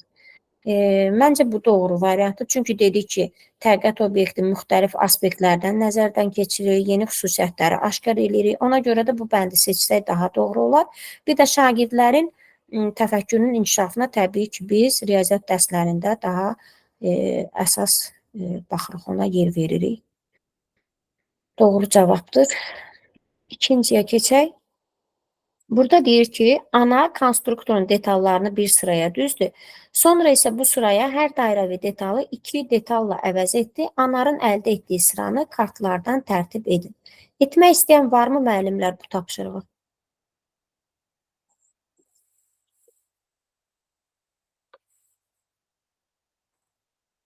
Yoxdur. Yaxşı, onda bunu da bir gün edim. Daha sizdən soruşmayacağım, yorğunsuz deyəsən bugün. Deməli, burada deyir ki, dairəni iki detalla əvəz edir. Demək, hər dəfə dairəni bu iki detalla əvəz edir. Görürsünüz, birinci bizim bənövşəyi dairəmiz var. Bənövşəyi dairənin əvəzinə bir dənə bu çəhrayı üçbucağı, bir dənə də mavi üçbucağı qoyacağıq. Çünki ikisi ilə əlavə etməliyik. Daha sonra bizdə burada iki dənə yaşıl üçbucaqdır. İki dənə yaşıl üçbucağı qoyuruq. Daha sonra bizdə burada qırmızı kvadratdır. Qırmızı kvadratı qoyuruq. Qırmızı kvadratdan sonra yenə dairəmiz gəlir. Dairəni yenə bu iki fiqurla əvaz etməliyik. Çəhrayı üçbucağı gətiririk. Mavi üçbucaq gətiririk. Baş aşağı dayanan. Əvəz etdik dairəni. Dairədən sonra yenə qırmızı kvadrat. Ən sonda yenə dairəmiz var. Yenə də bu qoşa fiqurlardan qoyacağıq. Çəhrayı və mavi üçbucaq. Və beləliklə biz sıramızı tamamladıq. 2 belə. Üçüncü tapşırığımıza baxaq. Deyir ki, bu da ikinci tapşırıqla əlaqəlidir. Deyir ki, bu tapşırığı yerinə yetirmək üçün sintez vasitəsilə təhlil üsulunu istifadə edərkən hansı fəaliyyət növü həyata keçirilir? İndi baxaq görək bizə aşağıda nələr verib. Obyektin yeni xüsusiyyətlərini və keyfiyyətlərinin qeyd edilməsi, obyektin gizli təyin edilmiş yeni xüsusiyyətlərini və keyfiyyətlərinin aşkar edilməsi, obyektin müxtəlif aspektlərdən öyrənilməsi, obyektin yeni əlaqələrə və münasibətlərə daxil edilməsi. Burada çox güman ki, budur. Çünki yeni əlaqələr, yəni biz neynədik? Götürdük dairəni, üçbucaqlarla dəyişdik, onlarla dəyişdik, yerinə üçbucaqları qoyduq. Ona görə də yeni əlaqələr və münasibətlərə daxil edilməsi. Üçbucaqlar gəldilər, həmin o ardıcılığın içərisinə girdilər. Ona görə də düşünürəm ki, budur. İnşallah ki, doğru olar. Baxaq. Yox, səhv oldu. Niyə? Müxtəlif aspektdən öyrənməsi deyil. aspektlərdən var. Necə? Müxtəlif aspektlərdən öyrənilməsi ola bilər. Axı müxtəlif aspektdən baxmadıq biz buna. Sadəcə əvəz elədik də dairəni üçbucaqlarla. Yeni xüsusiyyətlərin, bəlkə qeyd edilməsidir, yeni xüsusiyyətlərin və keyfiyyətlərin. Çünki biz buna yenisini gətirdik də, mütləq burada yeni ilə əlaqəli bir şey olmalıdır deyə düşünürəm. Qoy bir dənə buna da baxaq.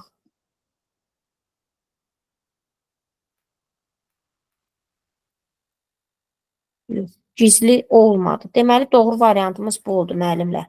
Obyektin gizli təyin edilmiş yeni xüsusiyyətlərinin və keyfiyyətlərinin aşkar edilməsi. Gizli təyin edilmiş xüsusiyyətlərin və keyfiyyətlərin aşkar edilməsi oldu. Daha sonra sonuncuya baxaq, heç biri olmadı. Deməli, burada nə deyir? Şagird tapşırığı həll edərkən şagirdin gördüyü işi təhlil edin. Şəhərlə kənd arasındakı məsafə 40 kilometr, kənddən gölə qədər məsafə isə 5 kilometrdir. Velosipedçi kənddən şəhərə, motosikletçi isə göldən şəhərə gedirdi. Motosikletçi 30 kilometr yol getdikdə velosipedçi 7 kilometr getmişdir. Həmin an motosikletçi və velosipedçi arasında məsafə nə qədər idi?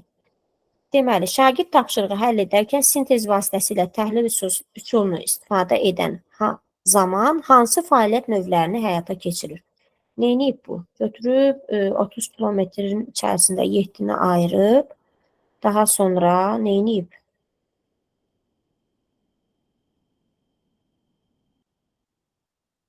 Gölməçədən kəndə qədər olan məsafə. Bir də baxaq görək variantlarda nə verib bizə. Obyektin yeni əlaqələrə və münasibətlərə daxil edilməsi. Götürüb parçalayıb da obyektin müxtəlif aspektlərdən öyrənməsi deyil bu. Yeni xüsusiyyətlərini və keyfiyyətlərinin qeyd edilməsi məncə budur. Obyektin gizli təyin edilmiş yeni xüsusiyyətlərini və keyfiyyətlərinin aşkar edilməsi. Siz də razısınızmı mənimlə? Amma burada əgər fikir verirsinizsə, burada kvadratdır. Ona görə ola bilər ki, bir doğru cavabımız olmasın.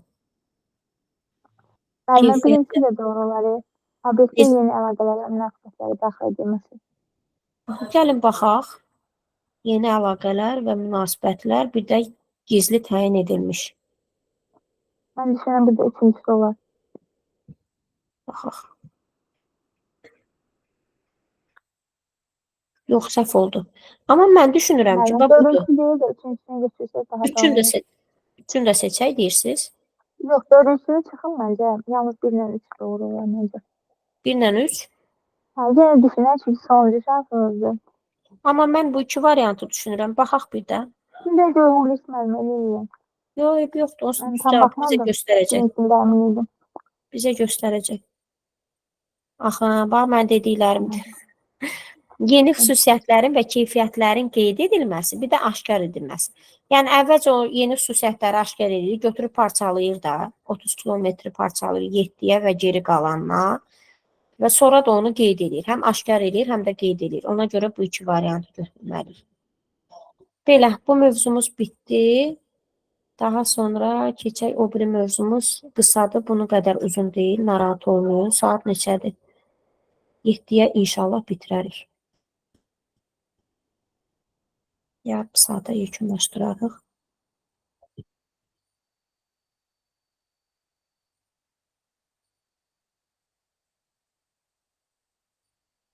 $24-cü mövzumuz birinci sinifdə kəmiyyətlərin öyrənilməsi metodikasıdır. Hamımıza tanış olan mövzudur. Ona görə də üstündə çox dayanmayacağam. Deməli, təlimə başlamamışdan öncə müəllimlərə deyirik ki, gəlin yada salaq. Riyaziyyat fənnində neçə məzmun xətti var və bu məzmun xəttləri hansılardır? Onlardan cavab alandan sonra növbəti slayda keçid edirik. Məzmun xəttlərini sadalayırıq ki, 5 məzmun xətti var və bunlardır. Və bugün 4-cü məzmun xəttimiz olan ölçmə haqqında danışacağıq. Bu məzmun və onlara sual veririk, hələ suala keçməmişik. Və bu məzmun xətti üzrə şagirdlərin hansı bilik və bacarıqlara yiyələnməli olduqlarını müzakirə edəcəyik. Yəni deyəcəyik ki, bu məzmun xəttini keçəndə şagirdlər nələri bilməlidirlər, nələri bacarmalıdırlar. Bunun haqqında danışacağıq və qeyd edirik ki, ibtidai sinifdə uzunluq, sahə, kütlə, tutum, vaxt və sürət kimi kəmiyyətlər öyrədilir. Bu kəmiyyətlər öyrənilir və bu kəmiyyətlər öyrənilərkən şagirdlər bu kəmiyyətlər haqqında konkret təsəvvürlər əldə etməlidirlər. Onların ölçü vahidləri ilə tanış olmalıdırlar. Kəmiyyətləri ölçməyi bacarmalıdırlar. Ölçmə nəticələrini adlı ədədlər şəklində ifadə etməyi bacarmalıdırlar və müxtəlif ölçü vahidləri ilə kəmiyyətlərin ədədi qiymətləri üzərində hesab əməllərini yerinə yetirməyi bacarmalıdırlar. Bax, bu 5 bacarıqla, 5 punktda qeyd olunanları şagirdlər kəmiyyətlər üzərində edə bilməlidirlər. Bəs hər hansı bir məzmun xətti üzrə, məsələn, dedik ki, 5 məzmun xəttimiz var. Hər hansı bir məzmun xətti üzrə tədrisə başlamamışdan əvvəl müəllim nələrə diqqət yetirməlidir? Bu məzmun xətti üzrə ilin sonu üçün təlim nəticələrinə diqqət yetirməlidir və bu məzmun xətti üzrə reallaşdırılacaq alt standartlara diqqət yetirməlidir. Yəni, müəllim bilməlidir ki, mən tutaq ki, bugün ölçmə məzmun xəttinə başlayıram, ölçmə mövzularına keçirəm. Yəni, ölçmə üzrə mənim uşaqlarım ilin sonunda nələri bilməlidirlər? Bir müəllim buna diqqət etməlidir və mən bu ölçmə məzmun xətti üzrə hansı alt standartları reallaşdıracam? Bax, bunlara diqqət etməlidir. Və burada müəllimlərə sual veririk biz. Əvvəlcə digər slayda keçməmişdən öncə deyirik ki, sizcə ibtidai sinifdə şagirdlər ölçmə məzmun xətti üzrə hansı təlim nəticələrinə nail olmalıdırlar? Onlardan geri dönüş alandan sonra biz irəliləyə bilərik. Burada artıq birinci, ikinci və yəni ibtidai sinifin bütün sinifləri üzrə təlim nəticələri verilir. Birinci sinifin sonu üçün təlim nəticələri. Eyni adlı kəmiyyətlərin müqayisə edir. Standart və standart olmayan ölçü vahidlərindən istifadə edir.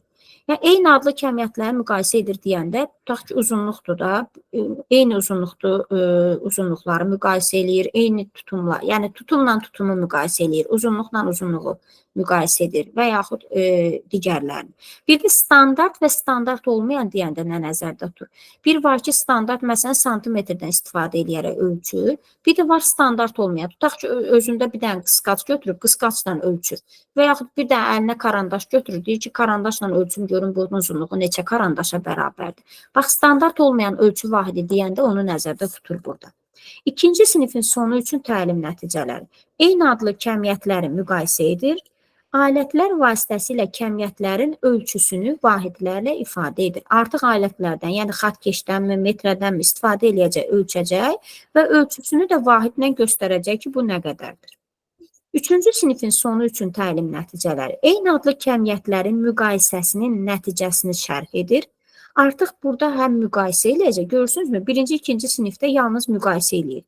Amma üçüncü sinifdə artıq bu nəticə dəyişdi. Həm müqayisənin nəticələrini şərh edir, ölçü vahidlərindən və alətlərinə istifadə edərək kəmiyyətləri ölçür. Dördüncü sinifdə eyni adlı kəmiyyətlərin müqayisəsini aparır və müqayisənin nəticələrini şərh edir. Ölçü vahidlərindən və alətlərinə istifadə edərək kəmiyyətləri ölçür, üçüncü sinifdəki kimi. Amma əlavə olaraq nəticəni də qiymətləndirir artıq dördüncü sinifdə, biraz da üçüncü sinifdən fərqlidir. Bax, bunlar siniflər üzrə şagirdlərin ötmə məzmun xətti üzrə təlim nəticələridir və ilin sonu üçün. Bəs ilin sonu üçün təlim nəticələri ilə tanış olduqdan sonra bir müəllim nə etməlidir?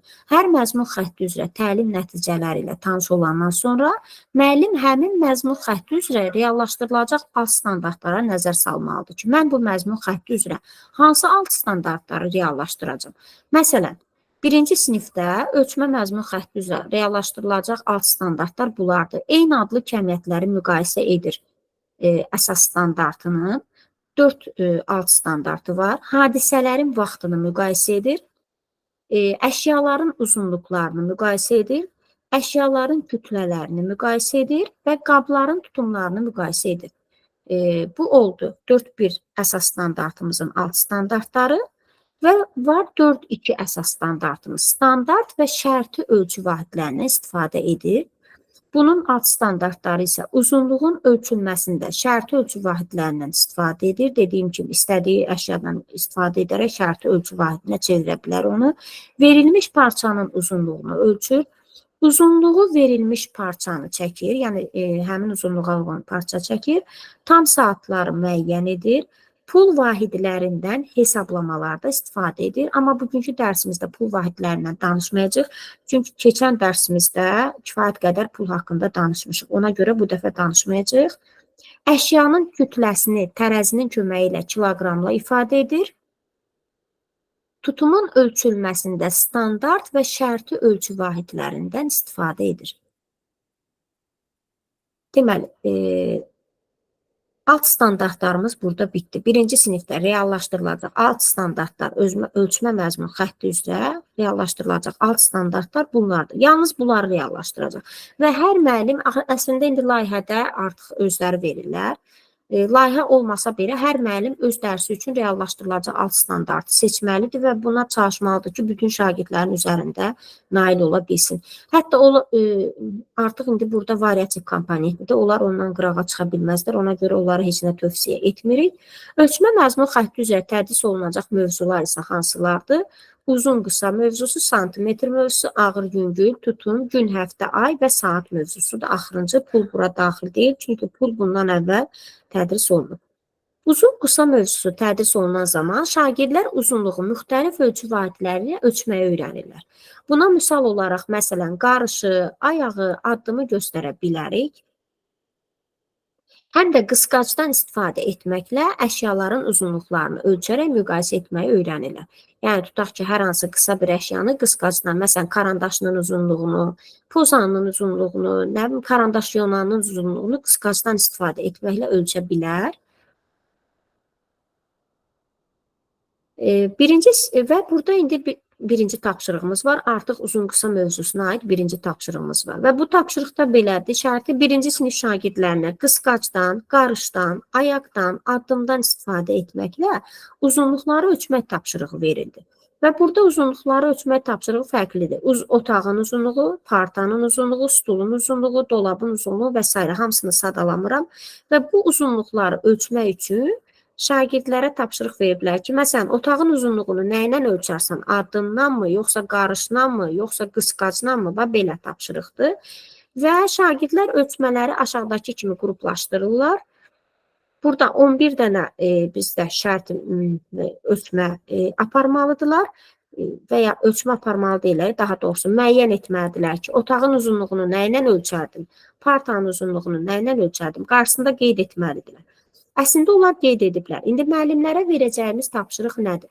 Onlar baxmalıdırlar bu 11 variantı və buradakı səhvi tapmalıdırlar ki, uşaqlar harda səhv eləyiblər. Məsələn, otağın uzunluğunu addımla ölçməkdə doğru qərar veriblərmi? Addımdan mı ölçməlidirlər? Və yaxud partanın uzunluğunu addımdan mı ölçməlidirlər? Bax, bunları səhvləri tapmalıdırlar. Biz də bunu müəllimlərə verə bilərik.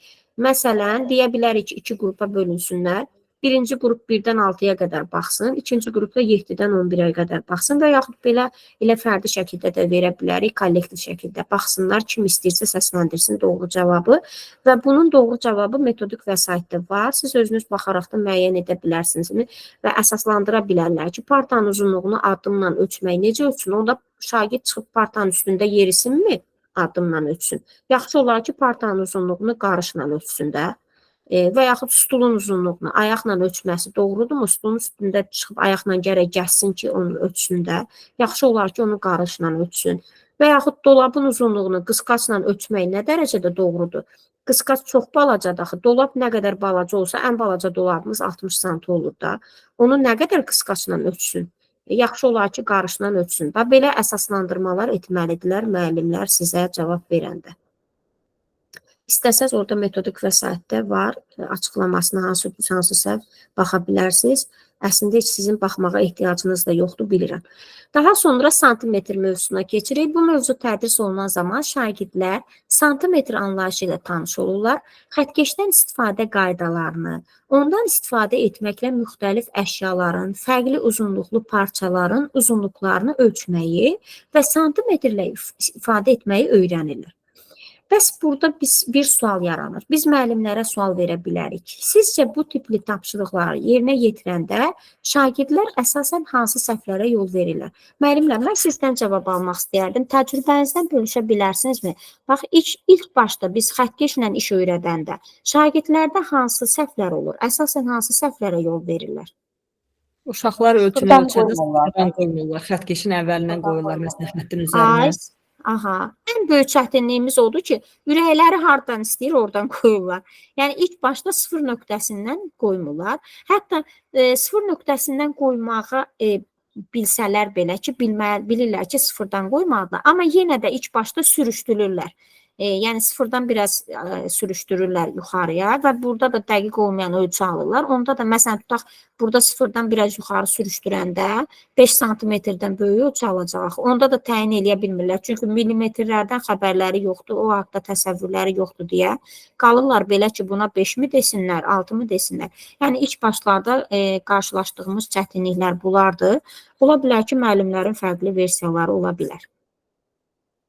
Və burada mən qeyd olunub ki, şagirdlər əsasən verilmiş uzunluğu ölçən zaman xəttkeşi düzgün yerləşdirə bilmirlər. Bu da uzunluğun düzgün təyin edilməsinə mane olur. Şagirdlər xəttkeşin sıfır nöqtəsini tapmalı və ölçəcəkləri obyektin başlanğıcı ilə sıfır nöqtəsini birləşdirməyi bacarmalıdırlar. İlk öncə buna biz diqqət etməliyik, daha doğrusu müəllimlər diqqət etməlidirlər.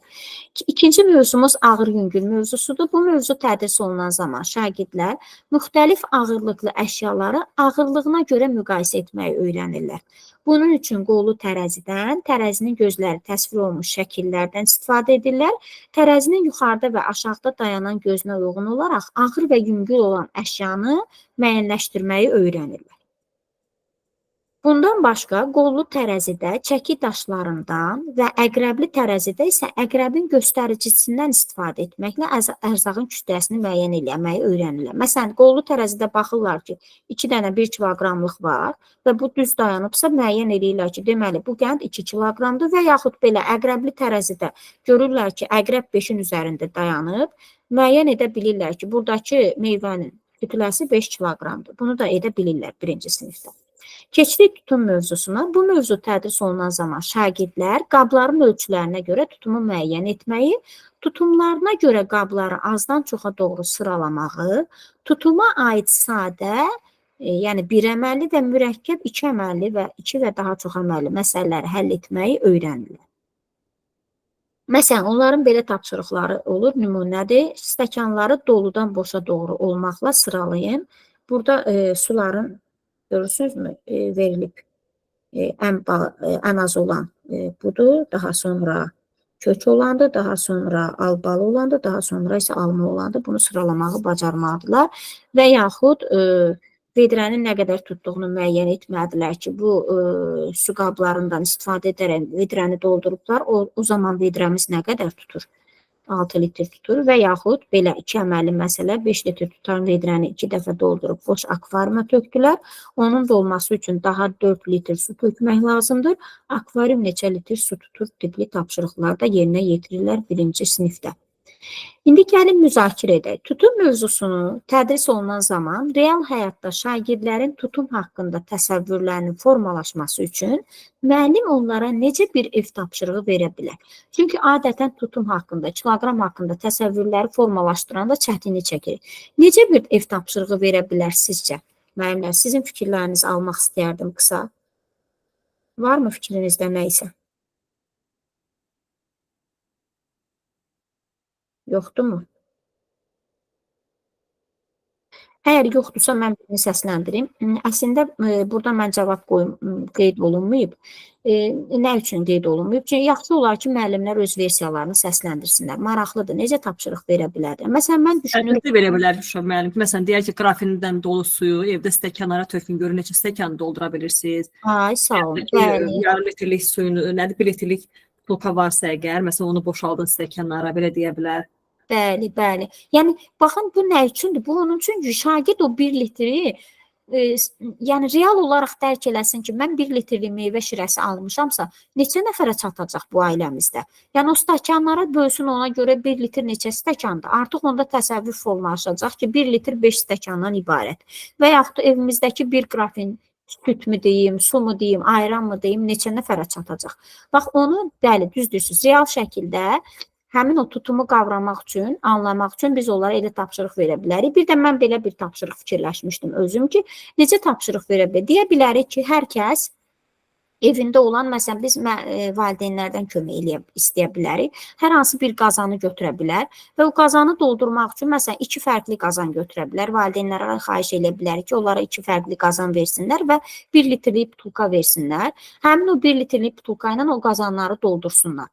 Yəni, görsünlər ki, balaca qazan neçə dəfə tökəndə doldu, böyük qazan neçə dəfə tökəndə doldu və beləliklə də baxaraq o qazanın tutumunu biləcəklər ki, məsələn, tutaq ki, bu 2 dəfə tökəndə doldusa, bu 2 litr tutan qazandır.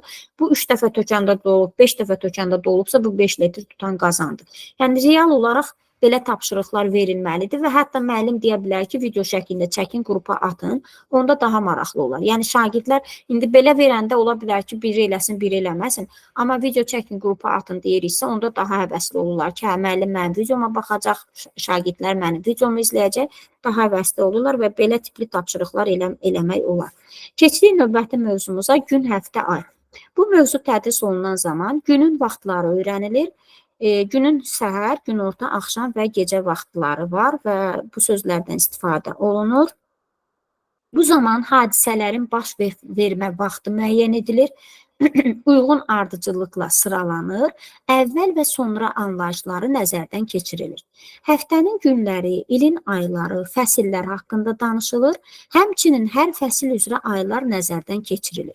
Şagirdlər nəyi bilməlidirlər? Həftənin günlərini əzbər bilməlidirlər, ilin aylarının adlarını əzbər bilməlidirlər və ardıcıllıqla saya bilməlidirlər ki, bu aydan sonra nə gəlir, bu gündən sonra nə gəlir. ardıcıl saya bilməlidirlər. Günün vaxtlarına, həftənin günlərinə, ilin aylarına, fəsillərə aid mətnli tapşırıqlar yerinə yetirirlər birinci sinifdə. Şagirdlər müşahidələrə uyğun olaraq gördükləri şəkildə günün vaxtını təyin etməyi və seçimlərini əsaslandırmağı bacarmalıdır. Yəni onlar baxanda deyə bilməlidirlər ki, bu axşamdırmı, bu səhərdimi, bu günortadırmı və nə üçün düşünürlər ki, bu belədir. Mütləq əsaslandırma etməyi bacarmalıdırlar. Məsələn, şagirdlərə aşağıdakı kimi sual verilir. İlin hansı fəslidir, günün hansı vaxtıdır, fikrini necə əsaslandıra bilərsən? Və müəllimlərə biz burada təklif eləyəcəyik ki, şagirdlərin verə biləcəkləri cavabları təxmin eləsinlər. Təbii ki, şagird deyəcək ki, uşaqlar dənizə gediblərsə yay fəslidir, yay tətilidir və dənizdə nə vaxt oluruq? Gündüz vaxtı oluruq da, axşam vaxtı olmuruq, səhər vaxtı olmuruq, gündüz vaxtı oluruq. Daha sonra bura baxanda ağacların yarpaqlarından biləcəklər ki, bu hansı fəsildir? Payız fəslidir. Ocaq yanır, artıq axşamdır. Görürsünüz, hər tərəf qaranlıq olub ki, bu ocağın yanmasını görüblər, axşamdır. Burada da biləcəklər ki, qış fəslidir və burada da evin önündə işıq yanır. Deməli, axşamdır. Burada isə qaranquş var, çiçəklər, ağaclar yeni çiçəkləyib. Bundan biləcəklər ki, yaz fəslidir və günəş yeni doğduğu üçün deyə bilərlər ki, səhər vaxtıdır, səhər çağıdır. Belə fikirlərini əsaslandırmağı mütləq bacarmalıdırlar şagirdlər. Keçirik saat mövzusuna. Bu mövzu tədris olunan zaman saat, əqrəb, tamam anlayışları daxil edilir. Şagirdlər saatın dəqiqə və saatı göstərən əqrəblərini fərqləndirməyi, tam saatları müəyyən etməyi öyrənirlər. Yəni bilirlər ki, hansı dəqiqə əqrəbidir, hansı saat əqrəbidir və verilmiş vaxtdan bir neçə saat əvvəlki və ya sonraki vaxtı müəyyən etməyi öyrənirlər. Əvvəlcə tam saat öyrənirlər, daha sonra bir neçə dərsdən sonra əvvəlki və sonraki vaxtı tapmağı öyrənirlər. Bir günün 24 saat olduğunu öyrənirlər. Sadalanan hallara uyğun adi və mətnli tapşırıqları nəzərdən keçirirlər. Həmçinin hadisənin başlaması və bitməsi arasındakı vaxtı da müəyyən etməyi öyrənirlər. Məsələn, qatar saat 8 tamamda Bakıdan Gəncəyə yola düşdü, 12 tamamda da Gəncəyə çatdı. Yəni başlama vaxtı 8 idi, bitmə vaxtı 12-dir. Qatar neçə saat yolda oldu? Yəni başlaması ilə bitməsi arasındakı vaxtı müəyyən edəcəklər. Burada belə tipli tapşırıqlar olur. Daha sonra isə müəllimlərə təqdim edəcəyimiz 4-cü tapşırıqdır. Burada deyilir ki, şagirdlər verilmiş şəkillərə baxaraq günün vaxtı haqqında necə fikir yürüdə və hansı əlamətlərə görə əsaslandırma edə bilərlər. Cavab səsləndirmək istəyirsinizmi müəllimlər, yoxsa mən səsləndirim?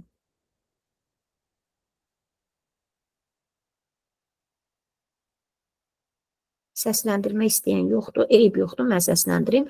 Birinci şəklə baxaraq şagirdlər fikir yürüdə bilərlər ki, burada həm pəncərədə görür, pərdələr açıqdır və pəncərədən işıq düşür. Bu deməkdir ki, axşam deyil. Və masanın üzərindəki yeməklərə diqqət etsək, görərik ki, səhər də deyil. Çünki burada toyuq var, tərəvəzlər var. Yəni, bu səhər yeməyində biz toyuq yeyə bilmərik. Ona görə də şagirdlər əsaslandırma edə bilərlər ki, indi günün günorta vaxtıdır, gündüz vaxtıdır, səhər deyil, axşam deyil, gündüz vaxtıdır. İkinci təsvirimizdə isə səhər yeməyinə aid qidalar var. Burada pendir var, bal var, nə bilim, qaymaq var, yumurta var. Bunlar hamısı çay var, stəkanlara süzülmüş çaylar və bu yeməklərdən şagirdlər müəyyən edə bilərlər ki, günün səhər çağıdır. Çünki burada səhər yeməyi var. Üçüncü şəklimizdə də həm burada ananın öz uşağını məktəbə yola salması, görürsünüzmü, çantasını yığır, həm də arxadakı divar saatından da biz deyə bilərik ki, günün səhər vaxtıdır, səhər saat 7-dir, hətta dəqiqliklə deyə bilərlər şagirdlər, əsaslandıra bilərlər fikirlərini. Və kəmiyyətlərin öyrənilməsinin həyata əhəmiyyəti barədə danışırıq. Sonuncu slaydlardadır, səhv etmirəmsə. Kəmiyyətlər üzrə tədris olunan mövzular öyrənilən zaman şagirdlər dərk etməlidirlər ki, onların mənimsədikləri biliklərin, qazandıqları bacarıqların böyük həyata əhəmiyyəti var. Yəni, bu kəmiyyət mövzusuna daha çox zaman ayırmalıdırlar, daha diqqətlə öyrənməlidirlər. Çünki onların həyata əhəmiyyəti var. Gündəlik həyatda bunlardan istifadə edəcəklər. Hər hansı bir əşyanı təmir eləyəndə və yaxud yenisini hazırlayanda uzunluğunu təyin eləmələri mütləqdir. Alış və veriş eləyəndə ərzaqların kütlələrini müəyyən etməyi mütləqdir. Kütləyə görə ödəniş etmək bacarığına yiyələnmək önəmlidir. Hər hansı bir işi fəaliyyəti icra etmək üçün münasib olan vaxtı müəyyən etmək önəmlidir. Gün rejimini qurmaq, əgər saatı bilmirsə, o necə gün rejimi qura bilər özünə? İşini qaydasına salmaq üçün saatı bilməsi önəmlidir və s. Artıq biz gəlib praktik tapşırığımıza çatmışıq. Praktik tapşırıqdan sonra bir dənə dərsin yekunlaşdırması var ki, hansı çətinliklə bu suallar ətrafında refleksiya edə bilərsiniz. Ən sonunda da refleksiya edə bilərsiniz ki, müəllimlər üçün təlim faydalı oldu mu? Hansı yeni öyrəndikləri məlumat oldu, nə maraqlı idi, qaranlıq məqam varmı və s. refleksiya edə bilərsiniz. Qaydaq indi tapşırığımıza, baxaq görək. Link qoymayıblar, onda biz buradan keçid edək.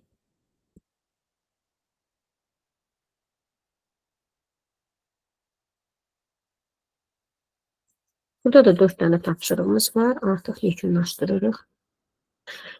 Deməli, müəllimlər, sizdən kömək istəyərdim tapşırıqlarımıza. Zəhmət olmasa, axıra yaxınlaşırıq. Biraz da gücünüzü toplayın. Kim edə bilər?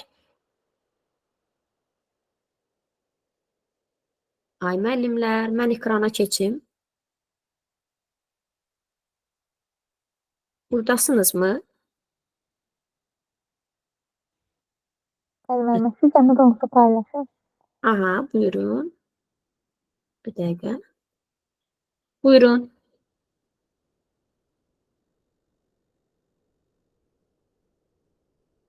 Müəllimə, fikirləri tək-tək oxuyaq, yoxsa seçək bir üst vaxtı, bir ki, 4 bu şəkildə. Necə istəsəz edə bilərsiniz. Necə istəyirsiniz edin.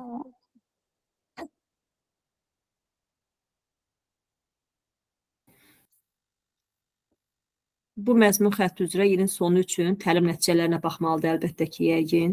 Aha, sonu mütləq təlim nəticəsinə baxmalıdır bir müəllim. Bu məzmun xətti üzrə reallaşdıracaq alt standartlara baxmalıdır. Bəli, mütləq. Məncə sinifdən sinifə dəyişməsinə də baxmalıdır ki, yəni artıqlamasını öyrətməsində. Ola bilsin ki, məsələn, mən öyrətdiyim hələ gələn ildə var. Bunu gələn il biraz dərinləşmiş öyrənəcəkdir. Məncə baxa da bilər dəyişməsinə. Əslində baxa da bilər, amma götürməmişik biz onu. Yəni bir məzmun xətti üzrə təzyisə başlayırsa, yəni bunlar ikisi kifayət eləyir ki, hə, baxa da bilər əslində, amma burada götürülməyib. Elə iki yəni çünki biz burada ikisindən danışdıq da, dedik ki, təlim nəticələrinə diqqət etməlidir, bir də alt standartlara diqqət etməlidir. Ona görə də iki variant götürülüb. Doğru variant belədir. Yəni onu da götürmək olardı əslində, amma götürməmişik. Daha sonra ikinci. Burada da yenə birinci eyni adlı kəmiyyətləri müqayisə edir. Sonra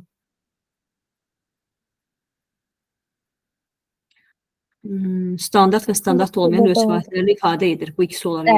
Bəli, bu ikisi idi. Alətlər vasitəsilə ölçmə ikinci sinifdə idi. Ölçü və alətlərin istiqaməti ölçü nəticəni qiymətləndirir. Bu artıq 4-cü sinif idi. Bu da 3-cü sinif idi. Yəni birinci sinif üçün yalnız ikisidir. Daha sonra 3-ə baxaq.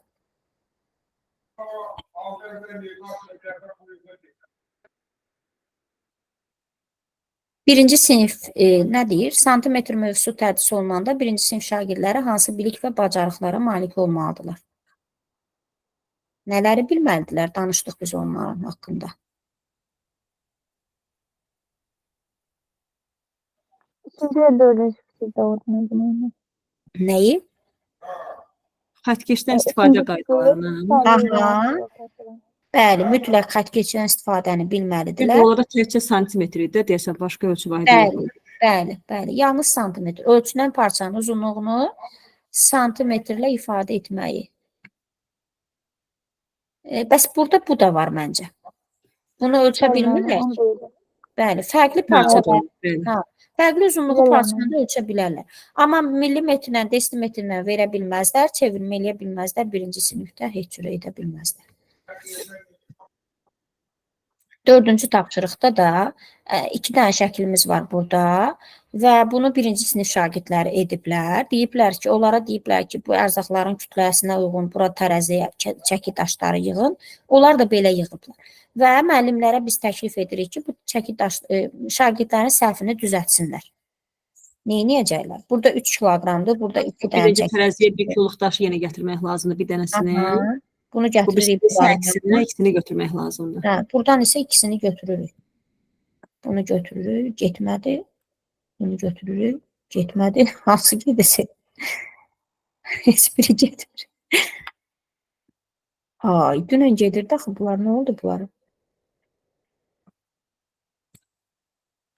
Müəllimə bəlkə 2 kiloqramlıq məhsulun yanına 2 kiloqram çəki daşı qoyacaq. Necə? Deyirəm, çəki daşları əgər getmirsə, bəlkə də çəki digər yuxarıdakı soldakı çəki daşlarını bəlkə 2 kiloqramlıq məhsulun yanına qoymalıyıq. Axı 2 Tərəzini kiloqram. ola bilsin, suyu gözünə gətirib əlavə eləmək Yəni lazımdır. götürmək İki dənə çəki olmasa deyə daşını, deyirəm, 4-4 olsun deyə. bərabərləşdirmək üçün. Hə, bundan gətirək qoyaq üstünə. Bəli, bəli.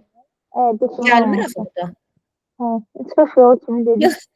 Yox, əslində bu belə olmalı idi. 2 dənə daşı götürürdük. Burada 2 kiloqram qaldı. Nəsə proqramda yəqin yanlışlıq olub. Mən deyərəm buna baxarlar. Bu belədir. Bura birini qoyuruq düz olsun. Buradan da ikisini, bura əksi qoyublar. Burada artıq qoyublar. Buradan da götürürdük. Əslində bax bu ortadakılar gedirdi. İndi nəsə getmədi. Nəsə problem olub, deyərəm baxarlar. Müəllimlər, tapşırıqlarımız bu qədər. Təlimimizin sonuna çatdıq artıq. Sualınız varmı mənə? Fərdə xanım, bu 4 saatlıqdır. Bəli, bəli, 4 saatlıqdır. Aha. Bir də xüsusi nəsə qeyd olunmuşdu. Mən əvvəlində dinləyə bilmədim ona görə. Yox, qeyd olunmuşdu ki, əvvəlki kimi şəkillər çəkirik hər təlimdə. Aha. Hər təlim, hər qrupumuz üçün 3-5 şəkil olmalıdır. Davamiyyəti doldururuq 1 saat keçəndən sonra. Aha. Diqqətli olmalıq davamiyyətdə. Sonra imza vərəqlərinə imza çəkdiririk. Bir də orada sizdən ola bilər ki, keçən dəfə təliminizdə hansısa müəllim gəlməyib, onu təkrar təlimə çağırıblar. Amma sizdə o həmin gün üçün onun yeri boşdur da, o yerə də imza çəkdirin. Yəni bugünkü günə qədər sizin təliminizdə iştirak imzaları hamısı olsun. Məsələn, tutaq ki, mən Fərdə müəlliməyəm, birinci təlimə gəlmişəm, ikinciyə gəlməmişəm, üçüncüyə gəlmişəm. Həmin o ikincidə boş qalan yerimi bugün mən imzalayım. Aha, aydındır. Aha, bu qədər məlumat verildi. 4 saatlıq təlimdir, yəni 4 akademik saat. Aydındır, çox sağ olun. Astronomik deyil, akademik. Yəni 3 saat yarıma yekunlaşdıra bilərik. 3 saata. 3 saata 15 dəqiqə Bəli. orada tənəffüsdə, hə, belə yekunlaşdıra bilərik. Aha, bəli. Hə, tənəffüs də verilirmi? Mən açığı tənəffüs verməmişəm heç vaxt. Hə, əsl tənəffüs bilirsiniz, tənəffüs çox vaxt özləri istəyirlər. Deyirlər ki, müəllim, biraz tənəffüs edək, yorulmuşuq, çay içək, nə bilim, nəysə. Elə eləyəndə artıq biz məcburuq ki, nə qədər tənəffüs eləyiblərsə, o qədər uzadaq. Etməyəndə də ki, aydındır. vaxtında bitirə bilərik. Həm də bu dəfə dedilər ki, elə müəllim, bilmirəm indi sizdə neçədədir, məndə 4-dədir təlimim. Məndə də, bəli, məndə də. Dedilər ki, elə eləyək ki, müəllimlərdə narazılıq yaranmasın, çox gec buraxmayaq, 3 saata yekunlaşdıraq ki, 7-də gedə bilsinlər. Hə, aydındır, düzdür. Çünki çoxu da keçən dəfədən mənə müraciət eləmişlər. Çoxu da oruç tuturlar. Bu Hə. gedib evə çatmaqları da var. Hə, bax ona görə də elə eləyək ki, onsuz da yəni birinci mövzumuz biraz ağırdır. Uzundur, bəli. İkinci mövzumuz elə də ağır deyil. İnşallah Bir ki, də kompensasiya Fərdə, eləyə mən bilərik. ümumiyyətlə mən məsəl üçün hər dəfə imza çəkdirirəm.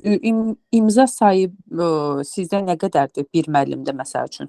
Yəni o uyğunluğu vacibdir.